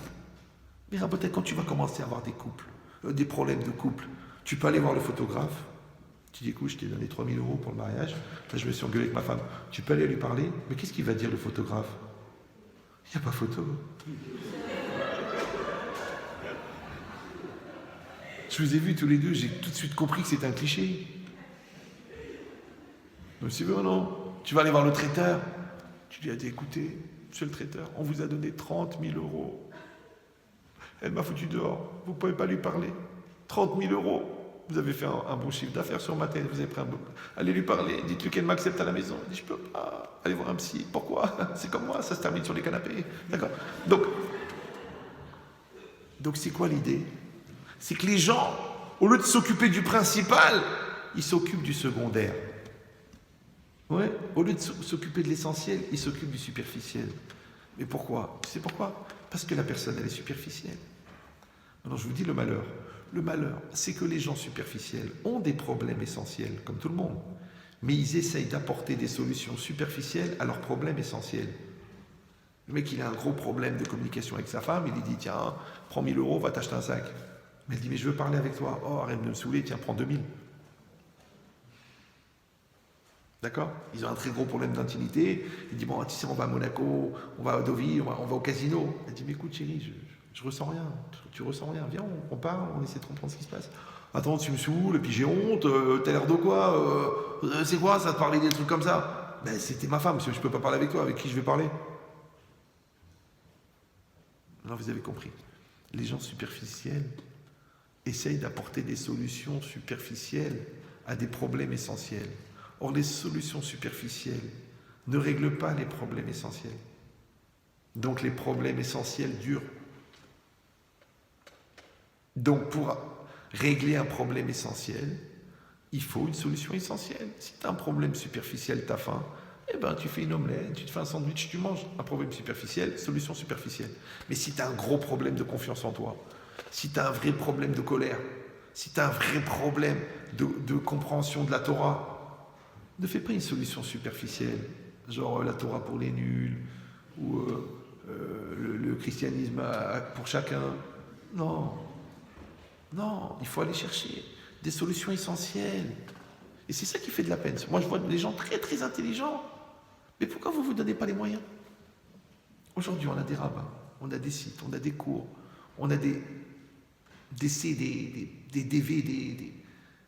bientôt, ils vont faire des implants. Tu vas apprendre la Torah, ils vont te faire un implant. Ils te le collent ici, là, et la Torah, elle rentre, doucement. Comme le patch des cigarettes, ils vont faire le patch de Torah. Ils vont te le mettre comme ça. Tu dis, tiens, je vais étudier Baba Kama. Ouais, il te met le patch de Baba Kama. Waouh, une semaine après, tu es Baba Kama. D'accord? Donc, il dit, dans la vie, c'est pareil. Donc, ça veut dire d'amener des vraies solutions à des faux problèmes. Le problème, c'est que les gens, ils amènent des fausses solutions à des vrais problèmes. Ou des vraies solutions à des faux problèmes. Il faut que le vrai problème, il rencontre la vraie solution. Comment ça s'appelle? Le Hémet. D'accord? Maintenant, les gens, ils parlent toujours de se sentir vivant. Vous savez, vous voyez les mecs, le mec, il a fait la transatlantique à la nage. Il s'est senti vivant. Celui-là, il fait des descentes de ski de malade. Il a fait la traversée des montagnes du Tibet en VTT en marche arrière. Ça, c'est un truc. Le mec, il est dans le livre des records. Parce qu'ils n'ont jamais retrouvé un fou pour essayer de le refaire. D'accord? Vous avez le livre des records? Achetez-le. Vous l'amenez aux toilettes, ça peut aider. C'est incroyable. Une fois, je me rappelle, il y a longtemps, j'avais lu, il y avait eu un record. Le mec, il a traversé, écoutez bien, toute la Californie en marche arrière, en poussant des petits pois avec des pailles. C'est qu'il y avait un petit pois par terre, il avait une réserve, il avait une longue paille de 60 cm, et il soufflait sur le petit pois. En marche arrière, il a traversé toute la Californie. Et il est dans le livre des records, vous pouvez vérifier. Écoutez-moi bien, j'espère que Dieu fasse qu'il n'y a jamais un deuxième con qui voudra faire mieux que lui. Parce que déjà, pour faire ça, il faut avoir déjà une dose. Le mec, il aurait pu être président à l'époque où on en cherchait des normaux. Parce que moi, président, on va pas en faire un fromage. De Hollande. Il y a 20 ans quand même de réactivité. Oui. La bataille, c'est pas shoot. Oui. La vie, c'est des séquences. À chaque séquence, tu dois répondre présent. À chaque fois que tu réponds présent, tu te sens tov, tu te sens complet. Plus tu te sens complet, plus tu te sens fort. Plus tu te sens fort, plus tu te sens en accord. Plus tu te sens en accord, plus ça développe la confiance en toi. Plus tu développes la confiance en toi, plus tu es impliqué dans des choix plus grands. Le fait de constater que tu as atteint cette satisfaction d'être, ça développe la confiance en soi. Maintenant, pour y arriver, il faut que tu connaisses le toi qui est dedans, qui n'est pas le Yetzer Hara. Donc tu complètes ton être à l'intérieur pour être entier. Ça s'appelle la maîtrise de soi.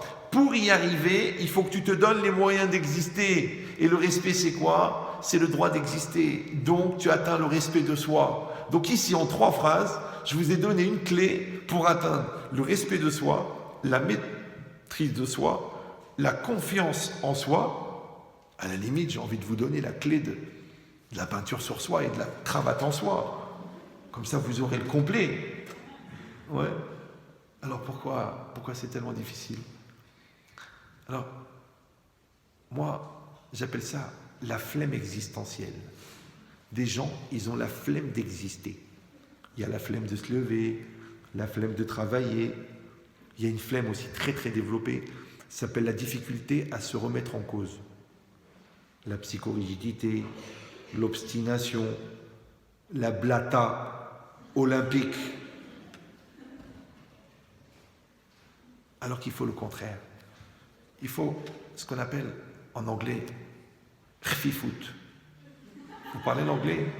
Il faut être khfif. Tac, tac, tac, tac, tac. Tac. Ouais. Des fois, les gars, ils me disent « Oh, Raph, vous avez une vitesse de réactivité incroyable. » Je dis « Ben, c'est normal. Le minimum, c'est d'avoir un esprit rapide. » Pourquoi? Parce que la vie, elle va vite. Les choix, ils vont vite. Ouais. Tu peux pas être lent. Si tu es lent, tu risques de rater les étapes. Encore une fois, le gars, c'est avec elle que j'aurais dû épouser. Mais elle était en face de toi pendant 3 ans. Oui, mais je pensais que c'était la première, c'était trop tôt. Ouais. Après, il dit, ah, j'aurais dû faire dentaire.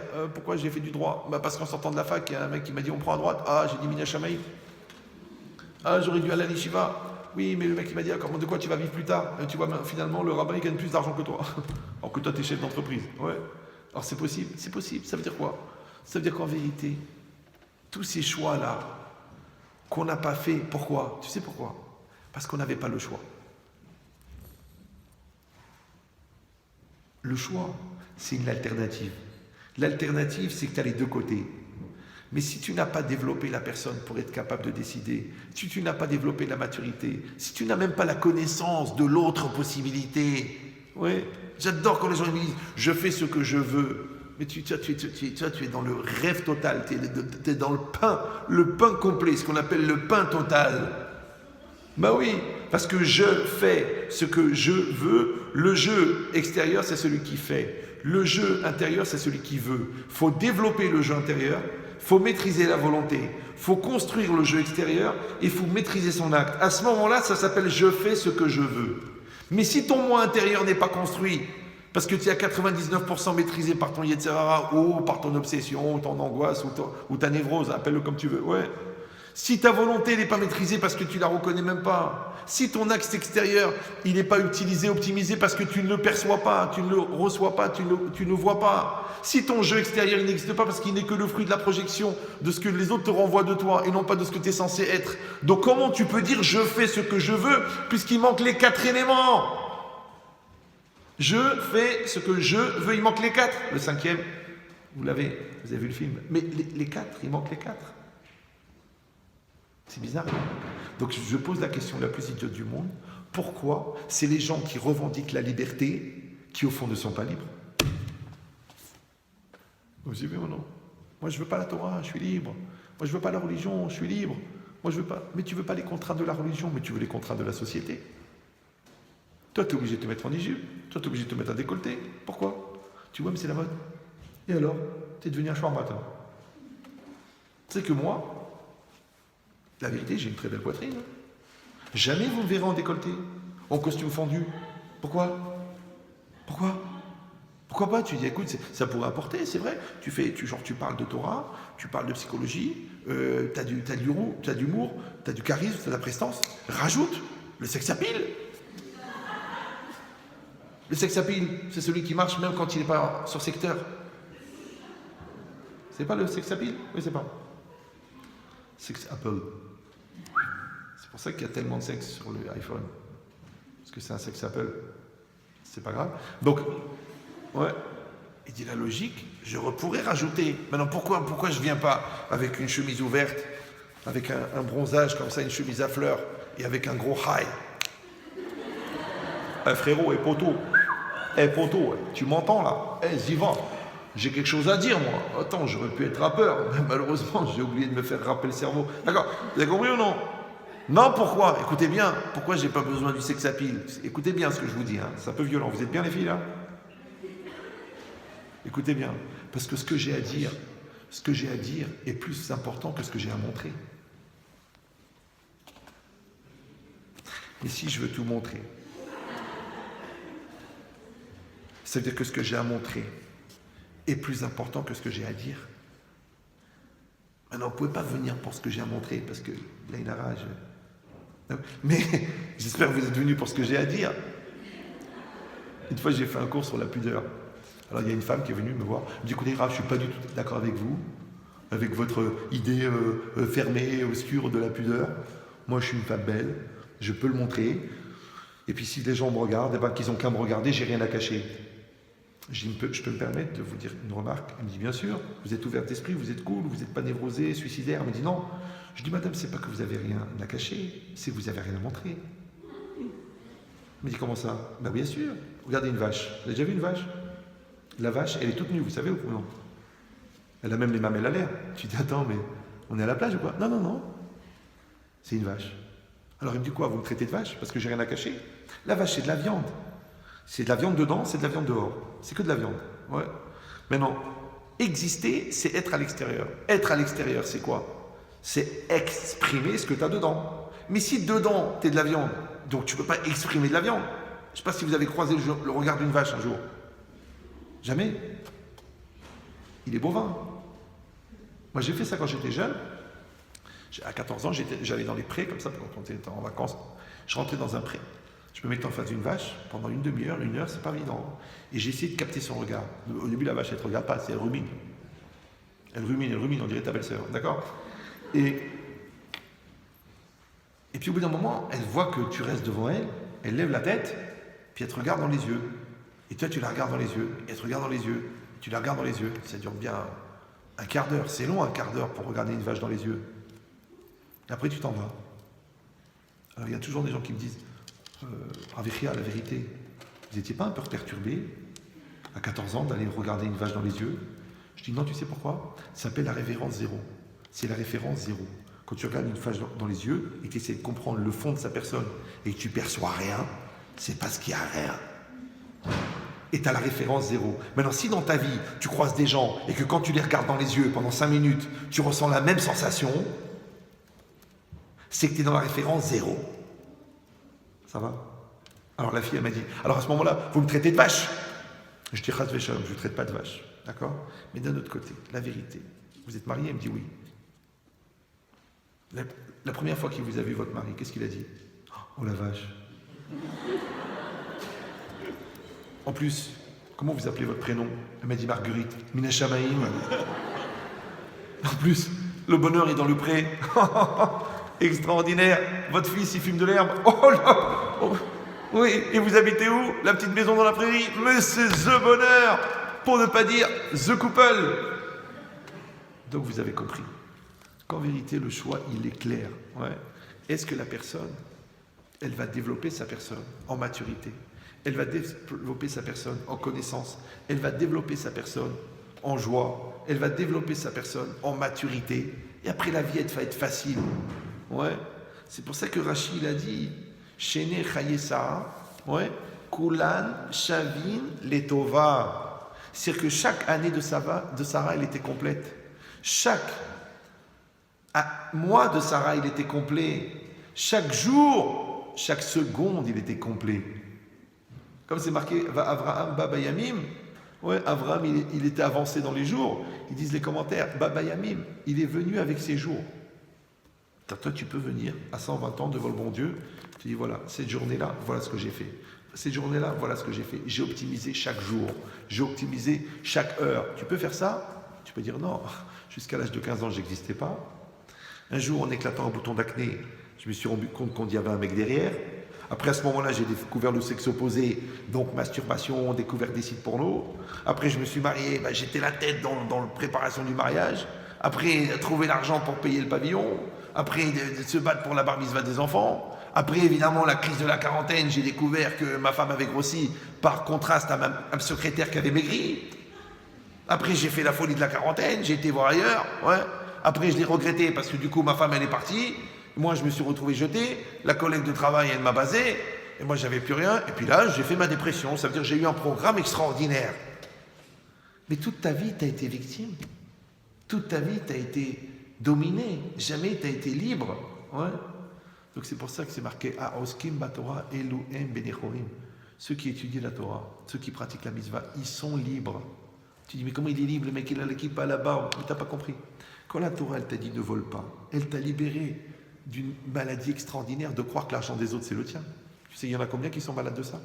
Quand la Torah, elle t'a dit ne convoite pas la femme de ton voisin, tu te rends compte de combien d'erreurs tu as été sauvé? Quand la Torah, elle t'a dit lotisna et achicha, lotikom vilotitor, ne haïs pas, oui, ne garde pas rancune, ne te venge pas. Tu sais de combien de névroses la Torah, elle t'a sauvé? Quand la Torah, elle t'a dit ne fais pas du lachon hara, tu sais combien de pertes de temps et de transfert d'existence, encore une fois, parce que si la vie des autres t'intéresse et que la tienne, elle est insignifiante. Donc tu te rends compte de combien de maladies la Torah, elle t'a sauvé, de combien de clés de liberté la Torah, elle t'a donné. Et toi, tu as gaspillé tout ça pour M6, pour Cyril Hanouna et pour une des plus grandes influenceuses aujourd'hui dans notre génération d'êtres supérieurs, Nabila. Nabila, qui a offert son cerveau à l'Institut Curie. Parce qu'elle espérait perdre 100 grammes en plus, d'accord? Comment je vois des gens, ils me disent, mais Nabila, il a dit ça. Nabila? Mais c'est qui Nabila? Nous, on disait Narbella, d'accord? Rabotaï, au lieu d'apprendre de Rabbi Shimon Bar Yochai et de Rabbi Israël Salanter et de Rabbi Yaakov Abersira, toi, t'apprends de Nabila, toi? Au lieu de te réjouir d'avoir trouvé un élément essentiel qui va te sauver la vie, tu tapes des barres sur TPNP ou je sais pas quoi. C'est ça ton projet de vie? Ouais. Au lieu d'essayer de rapprocher de ton créateur et de ressentir la lumière de sa présence, tu zappes des milliers de vidéos débiles sur Facebook. C'est ça ton projet de vie? Je comprends que tu n'es pas religieux, mais est-ce que tu es obligé d'être mal? Encore une fois, la vie elle passe. Donc en vérité, le bonheur, pour ça que le bonheur c'est la bonne heure. Le bonheur, c'est de faire ce qui est bon à la bonne heure. Maintenant, quand tu es bon à la bonne heure, quand l'heure, elle est bonne, quand toi, tu es construit par ta réalité, quand toi, tu améliores ta réalité, après, quand toi, tu améliores ton couple, après, quand toi, tu améliores ta famille, après, quand toi, tu améliores ta communauté, après, quand toi, tu améliores le monde, ça, c'est Adam Tov, Isha Tova. C'est ça le projet. Donc, quand vous voyez ça, peut-être vous pouvez comprendre le titre. Ouais. Que, en vérité, la vie, elle est tellement belle que c'est dommage de la gaspiller. Voilà, Hazak Obarou. Je m'excuse. J'ai fait 1h43, donc je sais qu'il y en a parmi vous qui prient pour que je m'étouffe, mais ça fait tellement plaisir d'avoir du présentiel que j'en ai rajouté un peu.